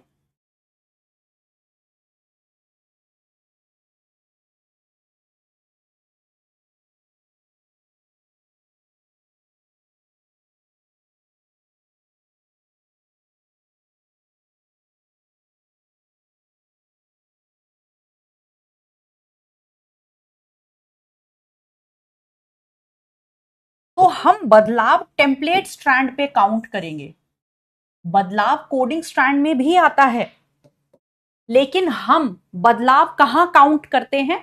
हम बदलाव को टेम्पलेट स्ट्रैंड पे देखते हैं, क्योंकि आरएनए टेम्पलेट स्ट्रैंड पे बनेगा। तो अब आप यहां ध्यान दीजिएगा, टेम्पलेट स्ट्रैंड पे जो ओरिजिनल जीन थी उसमें जो ये छठा कोडॉन था उसमें यहां टी था, लेकिन जो म्यूटेटेड जीन है उसमें जो छठा कोडॉन है उसमें यहां पर ए आ गया है।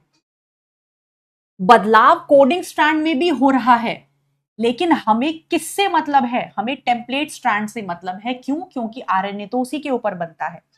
तो देखो ध्यान से नोटिस करो कि आपको यहां पे क्या चेंज नजर आ रहा है। आपको यहां पे टेम्पलेट स्ट्रैंड में थाइमीन की जगह एडिनिन आ गया है और बदलाव केवल एक जगह हो रहा है। तो it is a case of point mutation. पूरी जीन इतनी लंबी जीन होगी, उस इतनी लंबी जीन में चेंज सिर्फ 6th कोडॉन में एक न्यूक्लियोटाइड में आ रहा है। तो पॉइंट म्यूटेशन का केस है और ट्रांसवर्जन का केस है, सब्स्टिट्यूशन का केस है। पिरिमिडीन को हटाकर प्यूरिन आ गया है, टी की जगह ए आ गया है। So here what is the change happening? यहां क्या चेंज हो रहा है? यहां पर किस तरह का म्यूटेशन आ रहा है? यहां पे आप देख रहे हैं दैट यहां पे यहां पे thiamine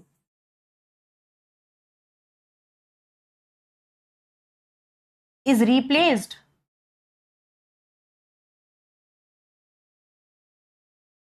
by adenine on template strand।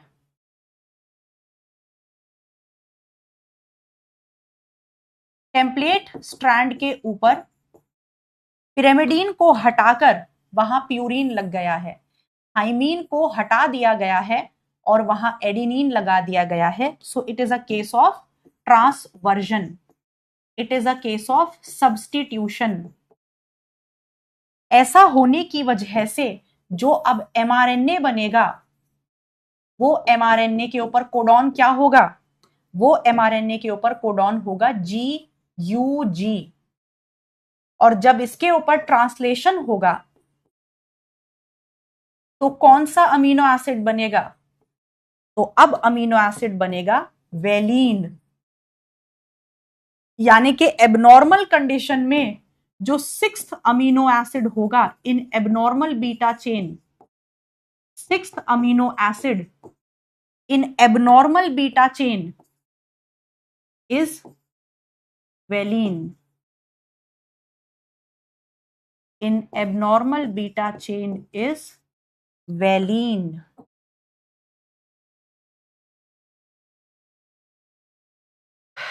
तो बीटा चेन में जो छठा अमीनो एसिड होता है, नॉर्मल बीटा चेन में जो छठा अमीनो एसिड होता है वो ग्लूटामिक एसिड होता है, लेकिन एबनॉर्मल बीटा चेन में जो छठा अमीनो एसिड है वो वेलिन है। उम्मीद है आपको बात समझ में आ गई होगी। तो HbA जीन एक बहुत बड़ी जीन है जो नॉर्मल बीटा चेन बनाती है, नॉर्मल हीमोग्लोबिन बनाती है।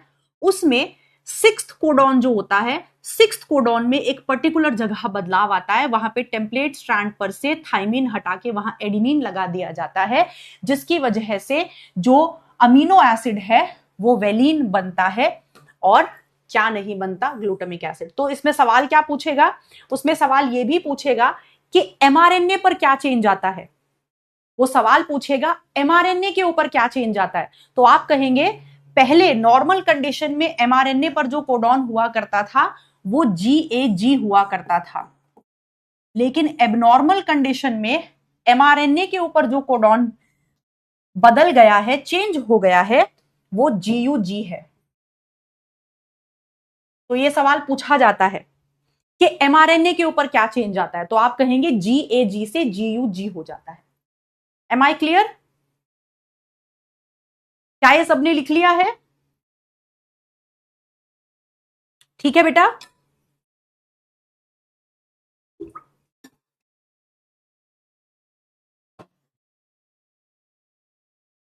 उम्मीद है सारे बच्चों ने लिख लिया होगा इसको। चलिए अब इसका एक डायग्राम एनसीईआरटी में दे रखा है, आपको दिखा देते हैं।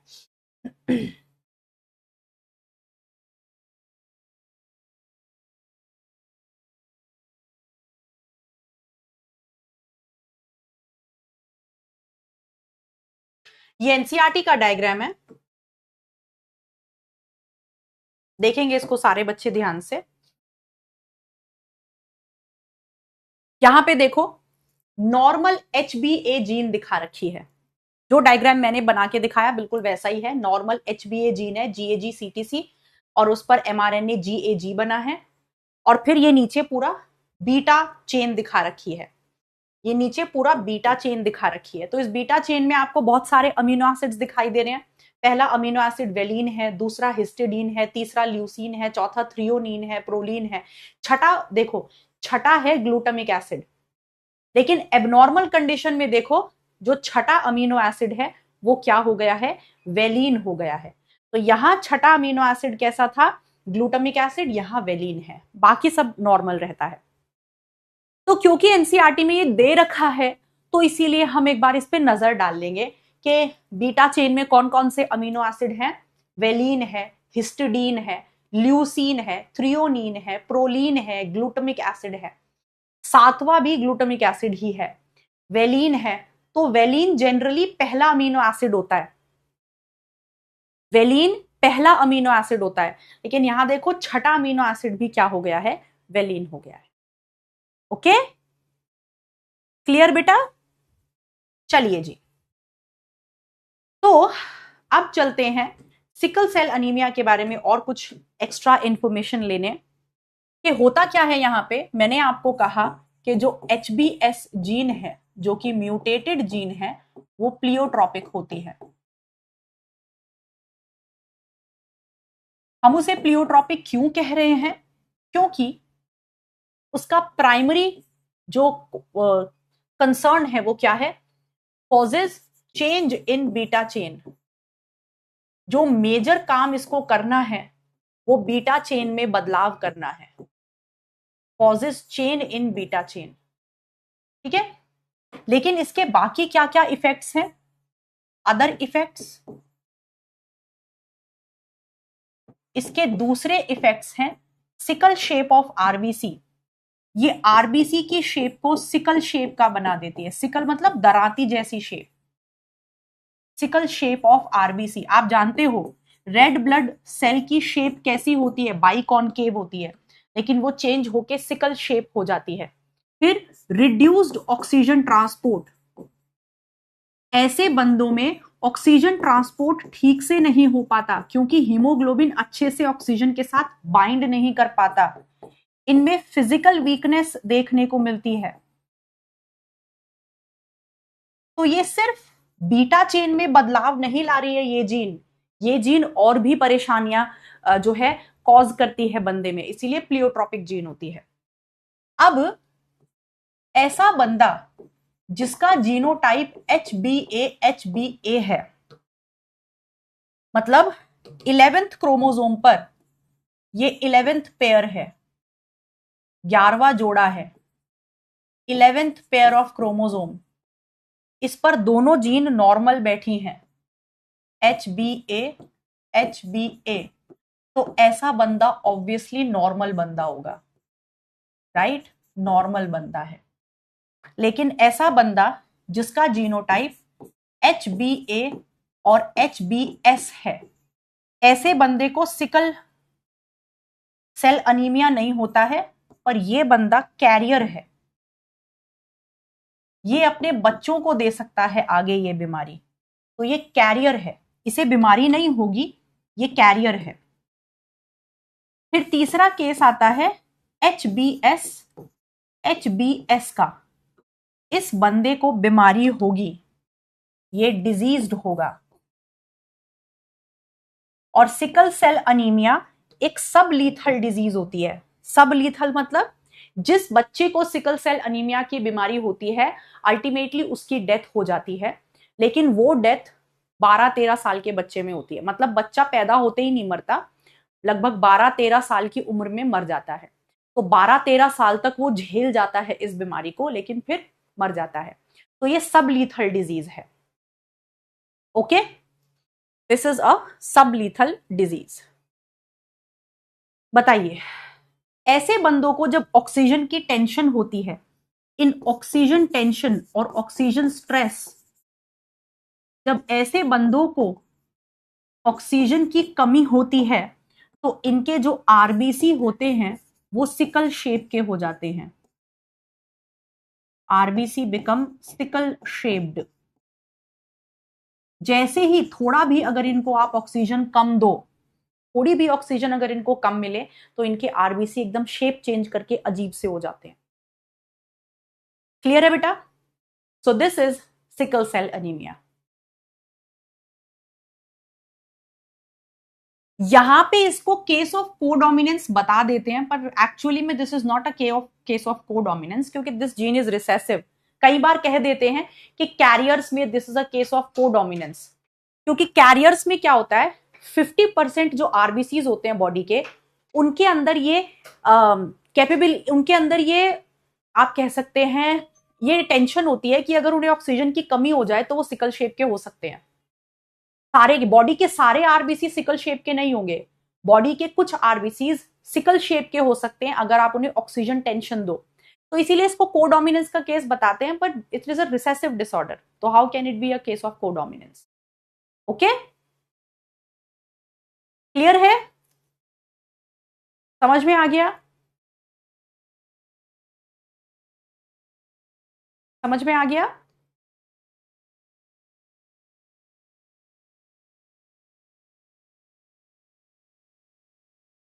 चलिए, तो अगर ऐसा कोई बंदा है जो कैरियर है, दो कैरियर आपस में क्या कर रहे हैं, मीटिंग कर रहे हैं, मतलब दो कैरियर्स हैं जिनकी शादी हो गई है, तो उनके बच्चे बीमार भी हो सकते हैं और नॉर्मल भी हो सकते हैं। अगर एक कैरियर की शादी किससे हुई है, नॉर्मल बंदे से हुई है, तो बच्चे बीमार नहीं होंगे। नॉर्मल की शादी नॉर्मल से हुई है तो बच्चे बीमार नहीं होंगे। नॉर्मल की शादी कैरियर से होगी तो भी बीमार नहीं होंगे। अगर सिकल शेप, अगर किसी को सिकल सेल अनीमिया है और दूसरा कैरियर है तो भी बीमार हो जाएंगे, राइट? ठीक है, चलिए आ जाइए। अब सिकल सेल अनीमिया के बाद हम चलते हैं थैलेसीमिया के पास। थैलेसीमिया, थैलेसीमिया काफी डेंजरस बीमारी है। जैसा कि एक बच्चे ने अभी चैट बॉक्स में बताया कि जिनको थैलेसीमिया, जैसे वो लिख भी रही है बच्ची जानवी, कि उसको हर 15 दिन में ब्लड ट्रांसफ्यूजन के लिए जाना पड़ता है। तो ये जो थैलेसीमिया बीमारी है, इसमें क्या होता है, इसमें आरबीसीज रप्चर होने लगते हैं। कैसे होता है ये बताते हैं अभी आपको। ऐसे पेशेंट्स को हर एक 15 से 20 दिन में खून चढ़वाना पड़ता है, ब्लड ट्रांसफ्यूजन की जरूरत पड़ती है। वन ऑफ माई कजन्स, मेरे बुआ के बेटे हैं, उनकी बेटी को भी ये बीमारी है। She also has beta thalassaemia, तो उसको हर 15 दिन पे खून चढ़ाना पड़ता है। तो ऐसा क्यों होता है मैं आपको बताती हूँ। हम जानते हैं कि हमारा जो हीमोग्लोबिन है उसके अंदर दो तरह की चेन्स होती हैं। अल्फा चेन और बीटा चेन दोनों मिलकर नॉर्मल हीमोग्लोबिन बनाती हैं। अल्फा चेन बीटा चेन मिलकर नॉर्मल हीमोग्लोबिन बनाती हैं। अब होता क्या है, थैलेसीमिया जो है वो दो तरह का हो सकता है, अल्फा थैलेसीमिया और बीटा थैलेसीमिया। अल्फा थैलेसीमिया में क्या होता है, अल्फा चेन नहीं बनती। क्रोमोसोम नंबर 16, ध्यान से सुनना, क्रोमोसोम नंबर 16 के ऊपर अल्फा चेन बनाने की जीन होती है। जब उसमें म्यूटेशन आता है तो या तो अल्फा चेन बिल्कुल ही नहीं बनती या कम बनती है। अगर बिल्कुल ही नहीं बनती तो वो मेजर थैलेसीमिया होता है, और अगर थोड़ी बनती है तो वो माइनर थैलेसीमिया होता है। जिनको मेजर थैलेसीमिया होता है उनको 15 दिन में ब्लड चढ़ाना पड़ता है, लेकिन जिनको माइनर थैलेसीमिया होता है उनको 1-1.5 महीना चल जाता है। तो मेजर थैलेसीमिया वालों को बहुत जल्दी जल्दी ब्लड ट्रांसफ्यूजन करना पड़ता है।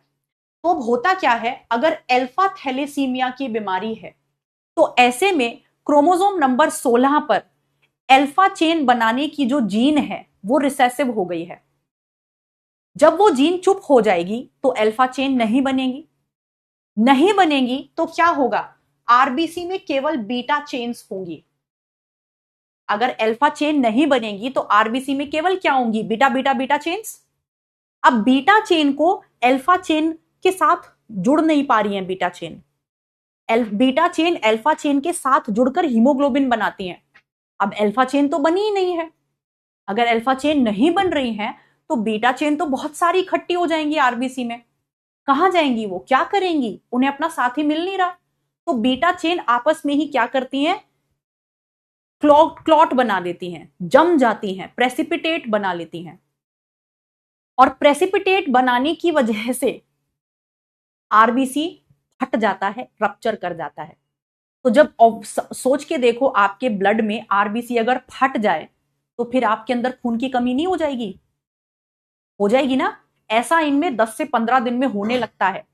सपोज अभी खून चढ़ाया, खून चढ़ाने के बाद घर चले गए, घर जाने के बाद आपके खून में आरबीसी इंस्टॉल किए, नए आरबीसीज, ब्लड ट्रांसफ्यूजन में आपकी बॉडी में नए आरबीसीज आ गए। अब आप घर गए, अब वो जो आरबीसीज हैं उनकी तो एक लाइफ स्पैन होता है ना, वो तो मरने लगेंगे। आरबीसीज इमॉर्टल थोड़ी ना होते हैं। तो कुछ समय बाद क्या होने लगेगा, बीटा चेन वापस से इकट्ठी होने लगेंगी।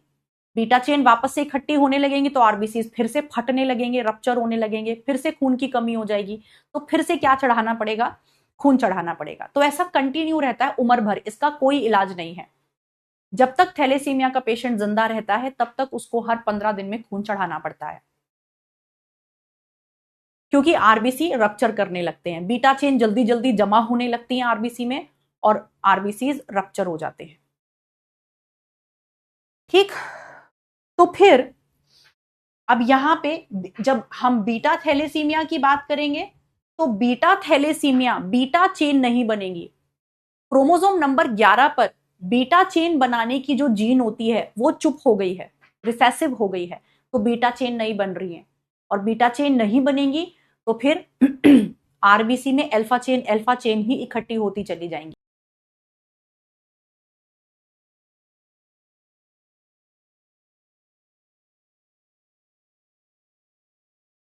तो फिर भी आरबीसी फटेगा। तो चाहे अल्फा थैलेसीमिया हो चाहे बीटा थैलेसीमिया हो, आरबीसी को अल्टीमेटली रप्चर होना है, जिसकी वजह से आपको हर एक 15-20 तो चलिए लिखते हैं थैलेसीमिया के बारे में। थैलेसीमिया में regular blood transfusion is required.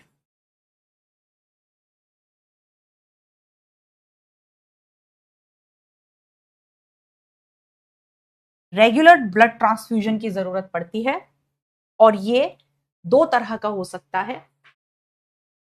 It can be alpha thalassaemia और बीटा थैलेसीमिया।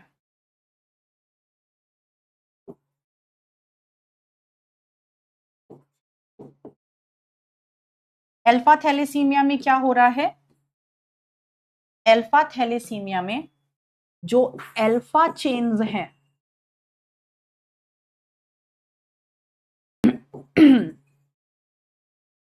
या तो वो नहीं बनेंगी, नॉट फॉर्म्ड एनीमिया होता है, लेकिन लेस फॉर्म्ड, अगर काफी कम बन रही है, बन तो रही है पर बहुत कम बन रही है, तो ये माइनर थैलेसीमिया होता है। ये सब मेडिकल कॉलेज में जाके आप बहुत डिटेल में पढ़ोगे, ये सब मेडिकल कॉलेज में बहुत ही डिटेल में पढ़ाते हैं।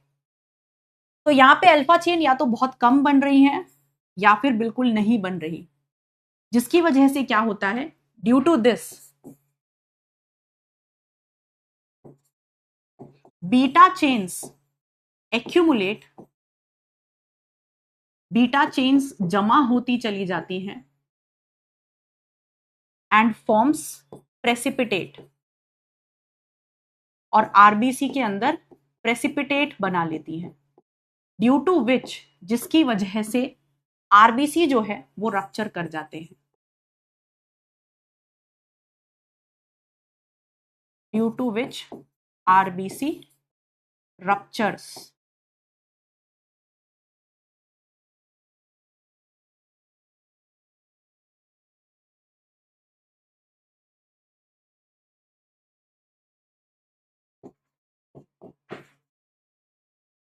बीटा थैलेसीमिया में बीटा चेन नहीं बनती, या तो बिल्कुल ही नहीं बनेंगी या फिर बहुत कम बनेंगी।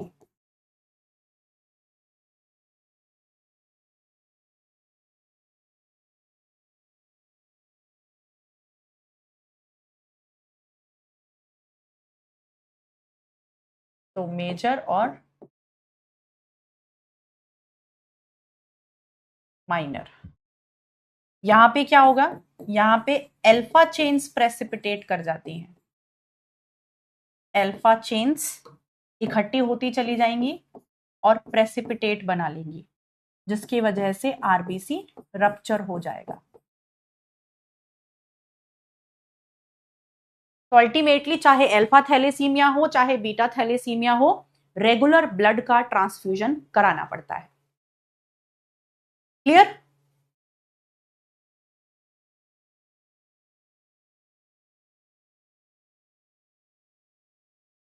ये मेडिकल कॉलेज में बहुत डिटेल में पढ़ाएंगे आपको, थैलेसीमिया और सिकल सेल अनीमिया, ये सब आप बहुत अच्छे से डिटेल में पढ़ोगे।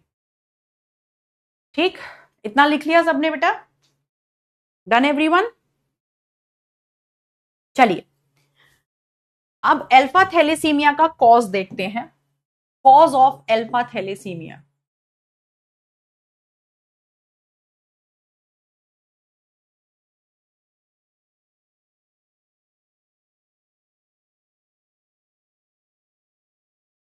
Alpha thalassaemia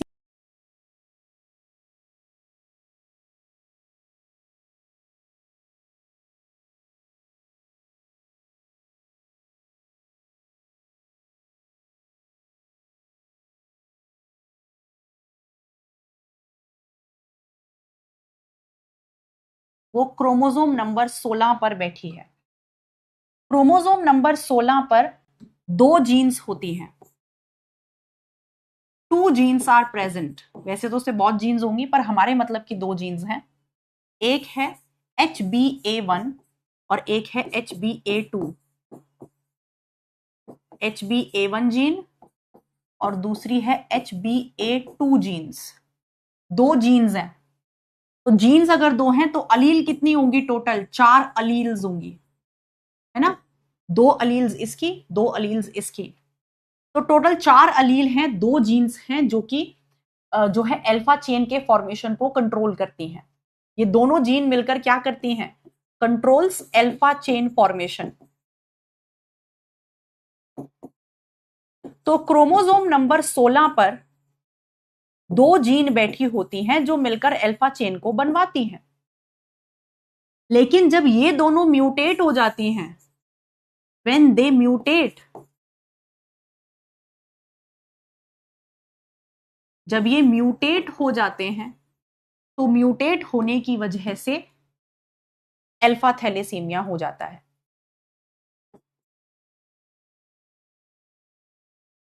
alpha thalassaemia occurs. और एनसीईआरटी में लिखा हुआ है इसका cause short arm deletion of chromosome number 16। Short arm deletion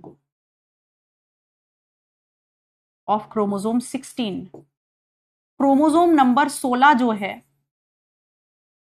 उसमें जो शॉर्ट आर्म होती है, शॉर्ट आर्म मतलब अगर क्रोमोसोम सब मेटासेंट्रिक हो तो उसमें एक आर्म छोटी होती है, एक बड़ी होती है। तो क्रोमोसोम नंबर 16 की जो छोटी वाली आर्म होती है, ये वाली, इसके ऊपर बैठी होती हैं ये दोनों जीन। तो उनमें डिलीशन की वजह से ये बीमारी होती है। फिर देखते हैं cause of beta thalassaemia.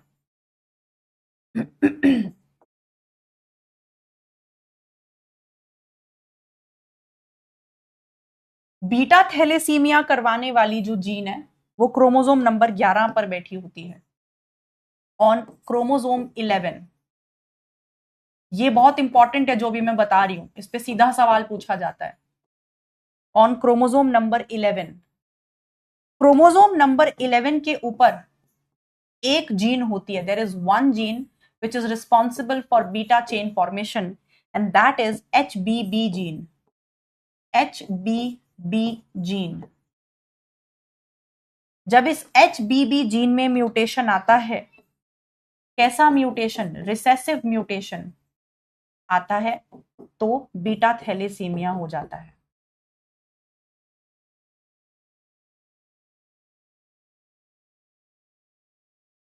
Clear है?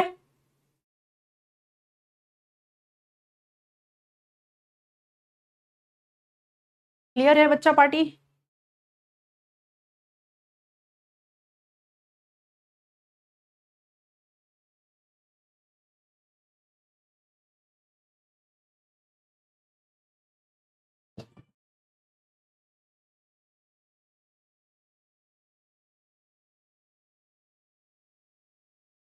तो थैलेसीमिया समझ में आ गया क्या होता है?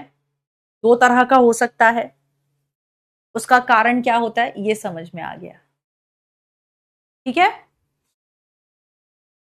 अयान कह रहा है मैम एक बीएमडब्ल्यू दिला दो। बेटा मैम के पास ही बीएमडब्ल्यू नहीं है। पहले मैं खुद तो बीएमडब्ल्यू ले लूं, फिर तेरे को भी दिला दूंगी। तू मेरी ले लियो सेकंड हैंड।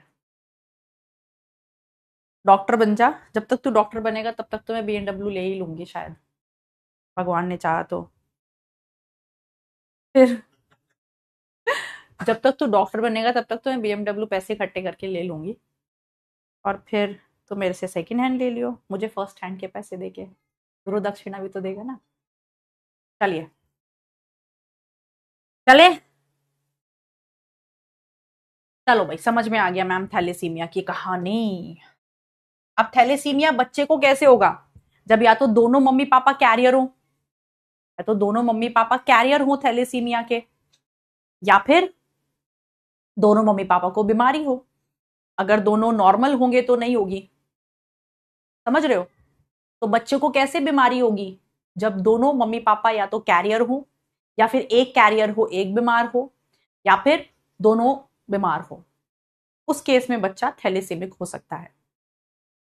तो जितने भी ऑटोसोमल रिसेसिव डिसऑर्डर्स हैं, जितने भी ऑटोसोमल, एक साथ ही करा दूंगी उनका सबका क्वेश्चन। ठीक है। अभी एक और लास्ट डिस्कस कर लेते हैं, फिनाइल कीटोनूरिया।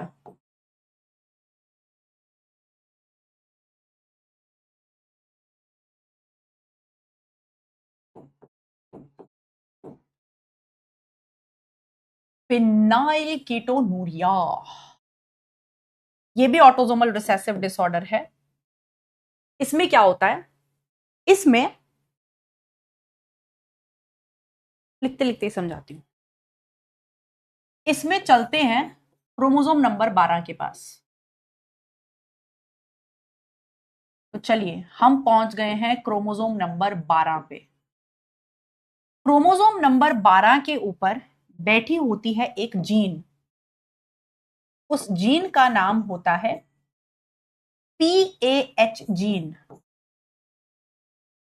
PAH gene. ये जीन क्या बनाती है? ये जीन नॉर्मल कंडीशंस में एक एंजाइम बनाती है जिस एंजाइम का नाम है phenyl alanine, phenyl alanine hydroxylase enzyme. क्या हुआ, टंग ट्विस्ट हो गई। फिनाइल एलेनाइन हाइड्रोक्सीलेज एंजाइम बनाती है ये जीन। ऐसा नॉर्मल कंडीशंस में हो रहा है, ऐसा नॉर्मल कंडीशंस में हो रहा है। क्रोमोसोम नंबर 12 के ऊपर एक जीन बैठी है जिसे हम PAH जीन कहते हैं।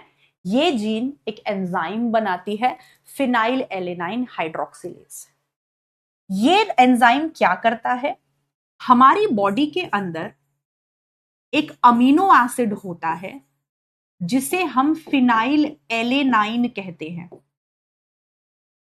ये हमारी बॉडी में प्रेजेंट है, लेकिन इस अमीनो एसिड को हमारी बॉडी जमा होने नहीं देती है, इसको बदलती रहती है दूसरे तरह के अमीनो एसिड में। फिनाइल एलेनाइन का हमारी बॉडी में इकट्ठा होना सही नहीं है, तो phenyl alanine is converted into, phenyl alanine को लगातार किसमें बदला जाता रहता है, दूसरे अमीनो एसिड में, दैट इज टाइरोसिन। टाइरोसिन एक दूसरे तरह का अमीनो एसिड है। अब इसको करवाने वाला कौन होता है, ये काम करवाने वाला एंजाइम होता है फिनाइल एलेनाइन हाइड्रोक्सिलेज।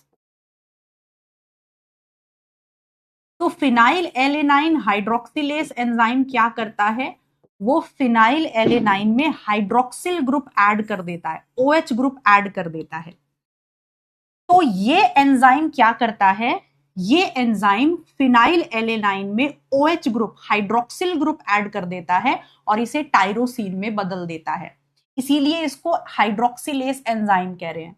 तो it adds hydroxyl group, hydroxyl group that is OH group to phenyl alanine. जैसे ही फिनाइल एलेनाइन में आप हाइड्रोक्सिल ग्रुप को जोड़ते हो तो वो टाइरोसिन बन जाता है। समझ में आ गया इतनी बात। हमारी बॉडी के अंदर फिनाइल एलेनाइन अमीनो एसिड को जमा होने नहीं दिया जाता है क्योंकि हमारी बॉडी के लिए अच्छा नहीं है। तो हमारी बॉडी क्या करती है, इस अमीनो एसिड को लगातार टाइरोसिन में चेंज करती रहती है। कैसे होता है वो काम, जब आप फिनाइल एलेनाइन अमीनो एसिड में OH ग्रुप ऐड कर देते हो, उसका हाइड्रोक्सिलेशन कर देते हो, उसमें हाइड्रोक्सिल ग्रुप ऐड कर देते हो, तो वो टाइरोसिन बन जाता है। और इसको करवाने वाला एंजाइम फिनाइल एलेनाइन हाइड्रोक्सिलेज है, जो कि क्रोमोसोम नंबर 12 पर उसके बनाने वाली जीन बैठी है। ये तो नॉर्मल कंडीशंस में हो रहा है, this is happening in normal conditions. हमारी बॉडी में नॉर्मली ये होता है। हमारी बॉडी में नॉर्मली ये होता है। इतना लिख लिया सबने,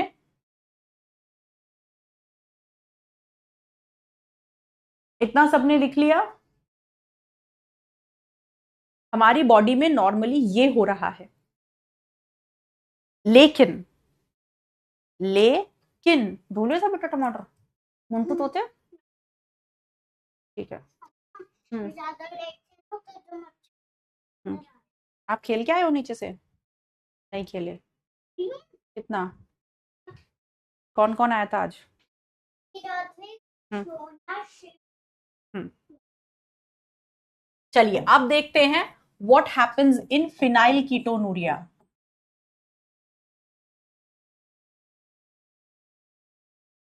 जब फिनाइल कीटोनूरिया हो जाता है तो क्या होता है, फिनाइल कीटोनूरिया के दौरान ये एंजाइम नहीं बनता, यानी कि जो PAH जीन होती है वो म्यूटेट हो जाती है, वो म्यूटेट हो जाती है and becomes recessive. PAH gene mutate होकर रिसेसिव बन जाती है and enzyme is not formed, enzyme नहीं बनता।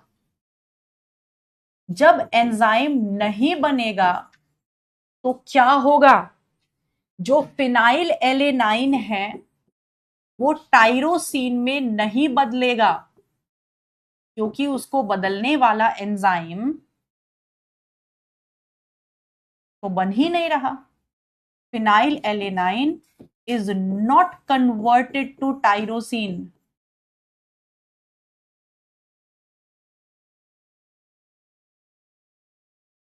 जिसकी वजह से क्या हो रहा है, जिसकी वजह से फिनाइल एलेनाइन जमा हो जाता है, एक्यूमुलेट हो जाता है, accumulates in the form of, जब ये जमा होता है तो ये एक दूसरी फॉर्म में बदल जाता है जिसे हम कहते हैं फिनाइल पाइरुविक एसिड।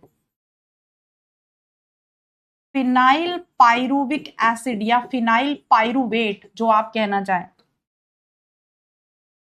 तो फिनाइल एलेनाइन टाइरोसिन में नहीं बदल रहा, वो जमा होते चले जा रहा है।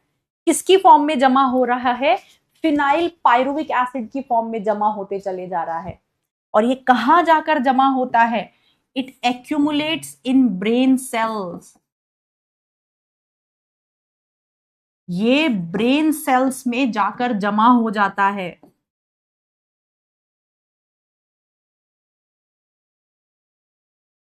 और क्या कॉज करता है, इट कॉजेज मेंटल रिटार्डेशन। दिमाग काम करना बंद कर देता है और ये डिजीज जान भी ले सकती है। जब ब्रेन सेल्स में बहुत ज्यादा फिनाइल पायरुविक एसिड जमा हो जाता है तो बंदे की डेथ भी हो जाती है। हर एक बॉडी डिफरेंट होती है, हर एक इंसान डिफरेंट होता है। तो अगर बहुत ज्यादा एक्यूमुलेशन हो रहा है तो it is fatal also, it can lead to death. साथ में और क्या हो रहा है, साथ में देयर इज पिगमेंटेशन। बताया था ना कि जो म्यूटेटेड जीन होती है वो प्लियोट्रॉपिक होती है। Pigmentation in hair and skin, hair और स्किन में पिगमेंटेशन हो जाती है। तो हम जानते हैं कि ये जो म्यूटेटेड जीन है जो फिनाइल कीटोनूरिया बीमारी को कर रही है, इसको मैंने तुम्हें प्लियोट्रॉपी में भी समझाया था, ये म्यूटेटेड जीन प्लियोट्रॉपिक होती है। माने ये मेंटल रिटार्डेशन तो कर ही रही है लेकिन साथ में ये हेयर और स्किन में पिगमेंटेशन भी कॉज कर रही है। So phenylketonuria is also a case of pleiotropy. Okay, चलिए, और इसका डायग्नोसिस क्या है। डायग्नोसिस का मतलब कैसे पता चलता है कि बंदे को फिनाइल कीटोनूरिया की बीमारी है, उसका यूरिन चेकअप कराते हैं। तो हमारी जो किडनी है वो फिनाइल पायरुविक एसिड को एब्जॉर्ब नहीं कर पाती है, तो वो यूरिन में निकलता रहता है। तो phenyl pyruvic acid is excreted, is present in urine also. तो अगर आपको शक है कि इस बंदे को फिनाइल कीटोनूरिया की बीमारी है और आप उसको पक्का करना चाहते हैं तो उसका यूरिन टेस्ट करा लीजिए। अगर उसके यूरिन में फिनाइल पायरुविक एसिड आता है तो इसका मतलब उसको फिनाइल कीटोनूरिया की बीमारी है, क्योंकि हमारी किडनी फिनाइल पायरुविक एसिड को एब्जॉर्ब नहीं कर पाती हैं, उसको निकाल देती हैं। Okay, so this is phenyl ketonuria. उम्मीद है आपको समझ में आ गया होगा।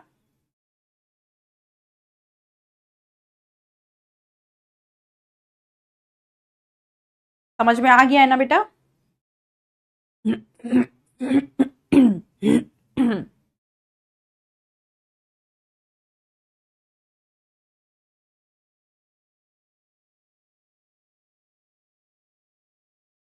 चलिए, समझ में आ गया है तो बहुत बढ़िया। तो ये तीनों ऑटोजोमल रिसेसिव डिसऑर्डर्स हुए, sickle cell anaemia, thalassaemia and phenylketonuria. अब ये ऑटोजोमल डिसऑर्डर हैं, यानी कि इनकी जीन्स ऑटोजोम पर बैठी हैं। तो इन तीनों ही डिसऑर्डर्स में तीनों के सवाल एक ही तरह होंगे, क्योंकि तीनों के तीनों ऑटोजोमल रिसेसिव डिसऑर्डर्स हैं। तीनों के तीनों ऑटोजोमल रिसेसिव डिसऑर्डर्स हैं, तो तीनों के सवाल एक ही तरह होंगे। तो ऑटोजोमल रिसेसिव डिसऑर्डर में अगर मदर कैरियर है, कैरियर कहने का मतलब है अगर मां जो है उसके पास रिसेसिव जीन है और फादर के पास भी रिसेसिव जीन है ना। आप यहां पे देखो, मदर के पास भी रिसेसिव जीन है, एक सिंगल रिसेसिव जीन, फादर के पास भी सिंगल रिसेसिव जीन है, तो दोनों मदर फादर क्या है, कैरियर है। तो ऐसे केस में इनके बच्चे आप जानते हैं ऐसे भी हो सकते हैं, ऐसे भी हो सकते हैं और ऐसे भी हो सकते हैं। तो इनके बच्चे नॉर्मल भी हो सकते हैं और इनके बच्चे बीमार भी हो सकते हैं। बीमार होने के चांसेस कितने हैं, 1/4। बीमार होने के चांसेस कितने हैं इस केस में, 25% चांसेस हैं, है ना, 1/4। और 75% चांसेस हैं कि बच्चे नॉर्मल होंगे। बताइए, बात समझ में आई? बात समझ में आई? अगर दोनों कैरियर हैं, अगर दोनों बीमार हैं, दोनों ही बीमार हैं, दोनों डिजीज्ड हैं, मदर फादर दोनों डिजीज्ड हैं। डिजीज्ड कब होंगे, जब रिसेसिव जीन होगी, होमोजाइगस कंडीशन में डिजीज्ड होंगे, तो सारे बच्चे बीमार होंगे। ऑल, क्या बोलेंगे, ऑल ऑफस्प्रिंग्स डिजीज्ड, इनके सारे बच्चे बीमार होंगे। पहला केस मैंने आपको बता दिया।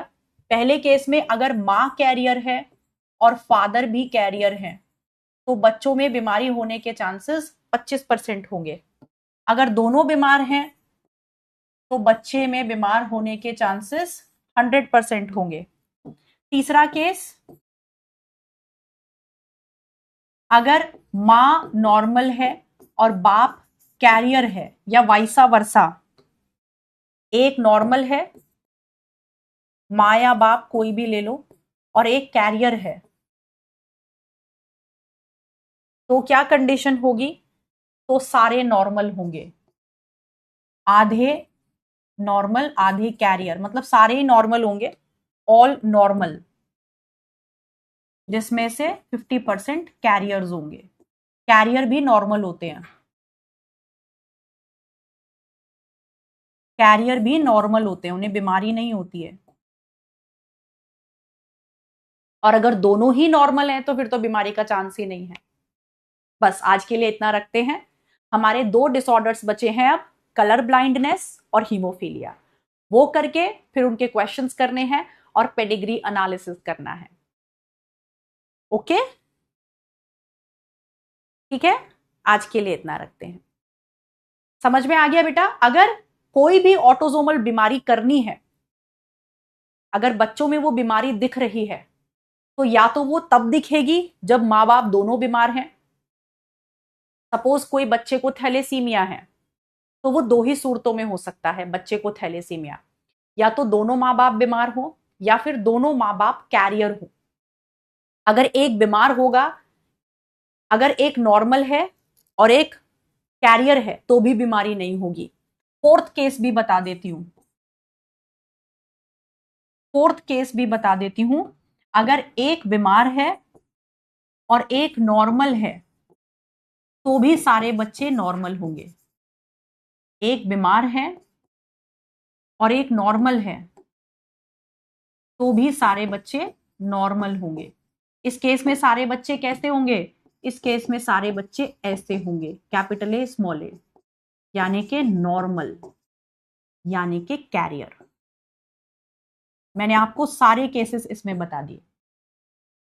अगर एक नॉर्मल है एक बीमार है तो भी बच्चे बीमार नहीं होंगे। अगर ऑटोसोमल रिसेसिव डिसऑर्डर करना है तो बीमारी किस सूरत में होगी? जब होमोजाइगस रिसेसिव कंडीशन हो। अगर थैलेसीमिया करना है किसी को, फिनाइलकीटोनूरिया करना है, सिकल सेल अनीमिया करना है, तो वो कब होगा? जब उस बंदे में दोनों जीन रिसेसिव होंगी। तो देखो, नॉर्मल बंदे की शादी अगर बीमार बंदे से हो रही है तो भी बच्चे सारे कैसे हैं? नॉर्मल हैं। कैसे नॉर्मल है? कैरियर नॉर्मल है। अगर एक कैरियर है एक नॉर्मल है तब भी बच्चे नॉर्मल होंगे। दोनों नॉर्मल हैं तो बच्चे नॉर्मल ही होंगे। अगर बच्चे को बीमारी जानी है, अगर कोई बच्चा बीमार है, उसे सिकल सेल अनीमिया है या फिनाइलकीटोनूरिया है, थैलेसीमिया है, तो किस सूरत में हो सकता है? या तो दोनों बीमार हो पेरेंट्स, तब बच्चों में वो बीमारी दिखेगी, या फिर दोनों कैरियर हो तब बच्चों में वो बीमारी दिखेगी। क्लियर हो गया? चलिए आज के लिए इतना रखते हैं बेटा। उम्मीद है समझ में आया होगा। सारे केसेस मैंने यहां डिस्कस कर दिए हैं आपके सामने। अब आप जाने से पहले 2-4 क्वेश्चन अगर करना चाहें तो कर सकते हैं, बाकी लोग जा सकते हैं। चलिए, ये रहा क्वेश्चन आपके स्क्रीन पर, फटाफट से कर दीजिए। Physical, psychomotor and mental development is retarded in an individual affected with. Physical, psychomotor और मेंटल डेवलपमेंट किसमें ठीक से नहीं हो पाती है? किस केस में ठीक से नहीं हो पाती है? तो इसका जवाब मैं चाहती हूं 100% बच्चे सही जवाब दें।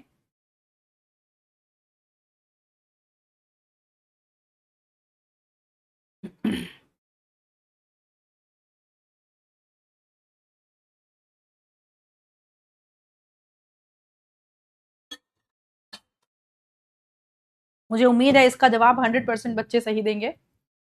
चलिए, ऑब्वियसली ये तीनों चीजें आपको कहां देखने को मिलती हैं? डाउन सिंड्रोम में। तो देखते हैं कितने बच्चों ने आंसर सही दिया है।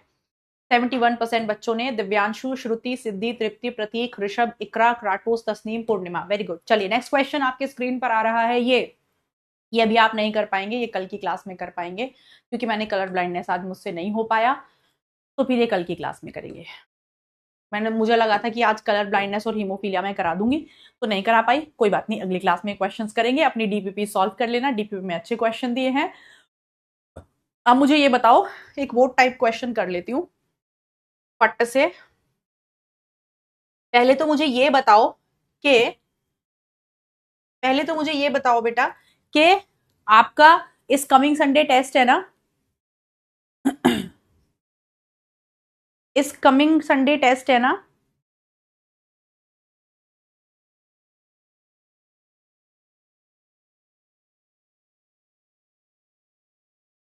एक केस और हो सकता है, हाँ इसमें पहले तो ये बताओ, इसमें एक केस और हो सकता है, बीमार एक केस में और हो सकता है। सही कह रहे हो, मेरे से छूट गया।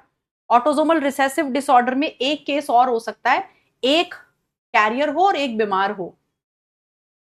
हाँ, इस केस में भी हो सकता है बेटा, एक कैरियर हो और एक बीमार हो। तो आप चाहें तो ये फिफ्थ केस कर सकते हैं इसमें ऐड। बिल्कुल सही कह रहे हो, मेरे से एक केस छूट गया। एक पेरेंट कैरियर है और एक पेरेंट बीमार है। एक पेरेंट कैरियर है और एक पेरेंट डिजीज्ड है, तो भी बच्चों में बीमारी होगी। तो ऐसे केस में आधे बच्चे ऐसे बनेंगे, आधे बच्चे ऐसे बनेंगे। तो 50% बच्चे नॉर्मल होंगे और 50% बच्चे डिजीज्ड होंगे। और नॉर्मल में कैसे नॉर्मल? कैरियर। तो बिल्कुल सही कह रहे हो आप। अगर दोनों बीमार होंगे तो 25% दोनों कैरियर है, अगर दोनों कैरियर हैं तो 25% चांसेस हैं बच्चों के बीमार होने के। दोनों बीमार हैं तो 100% बच्चे बीमार होंगे। अगर एक कैरियर है एक बीमार है तो 50% चांसेस हैं कि बच्चे बीमार होंगे। तो अब मैंने इसमें आपको पांचों केसेस समझा दिए, ठीक है? हाँ जी। तो अब मुझे ये बताइए, संडे में टेस्ट है बेटा? संडे में टेस्ट है ना? 27 अक्टूबर को है ना? संडे में नहीं है? जल्दी से बताओ, संडे में टेस्ट है ना इस बारी तुम्हारा, जल्दी जल्दी बताओ फटाफट। नहीं है, इस बार संडे में टेस्ट नहीं है तुम्हारा? नहीं है तो बहुत बढ़िया, अगर संडे में टेस्ट नहीं है तो मुझे ये बताओ कि अगर मैं इस सैटरडे तुम्हें एक एक्स्ट्रा रिकॉर्डेड लेक्चर देना चाहूं ताकि हमारा सिलेबस थोड़ा जल्दी हो जाए, क्योंकि बेटा अभी हमारे 4 चैप्टर्स बचे हैं, भले ही वो चैप्टर्स छोटे हों, इतने टफ नहीं हो, बट अभी भी हमारे 4 चैप्टर्स बचे हैं और दिसंबर में आपका प्री बोर्ड आ जाएगा, राइट? सो आई वांट कि सिलेबस थोड़ा अब हम जल्दी से आगे बढ़ाएं। तो आप मुझे बता दीजिए कि अगर मैं सैटरडे में आपको एक्स्ट्रा रिकॉर्डेड लेक्चर देना चाहूं, क्योंकि रिकॉर्डेड लेक्चर में थोड़ा ज्यादा खिंच जाता है, तो ए और बी आप देख लीजिए, क्योंकि संडे में टेस्ट नहीं है। अगर संडे में टेस्ट होता तो चलो आप नहीं देख पाते संडे में एक्स्ट्रा लेक्चर। तो आप बता दीजिए, जो बच्चे यस कह रहे हैं वो ए प्रेस कर दीजिए। सो आई एम स्टार्टिंग द पोल। फिर मैं एक एक्स्ट्रा रिकॉर्डेड लेक्चर देखती हूँ, आपको दे देती हूँ अगर मुझसे हो पाया तो, क्योंकि मेरे भी पूरे हफ्ते लेक्चर्स होते हैं, पर मैं पूरी कोशिश करूंगी कि सैटरडे में आपको एक एक्स्ट्रा लेक्चर दे दूं। तो अगर मैं ऐसा कर पाऊंगी तो मैं जरूर दूंगी।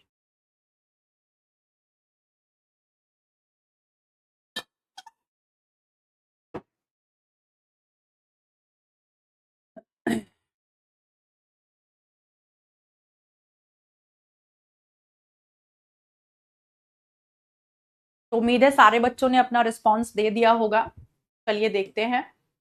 80% बच्चे, लगभग 81% बच्चे कह रहे हैं हाँ मैम दे दीजिए। चलिए बहुत बढ़िया है बेटा।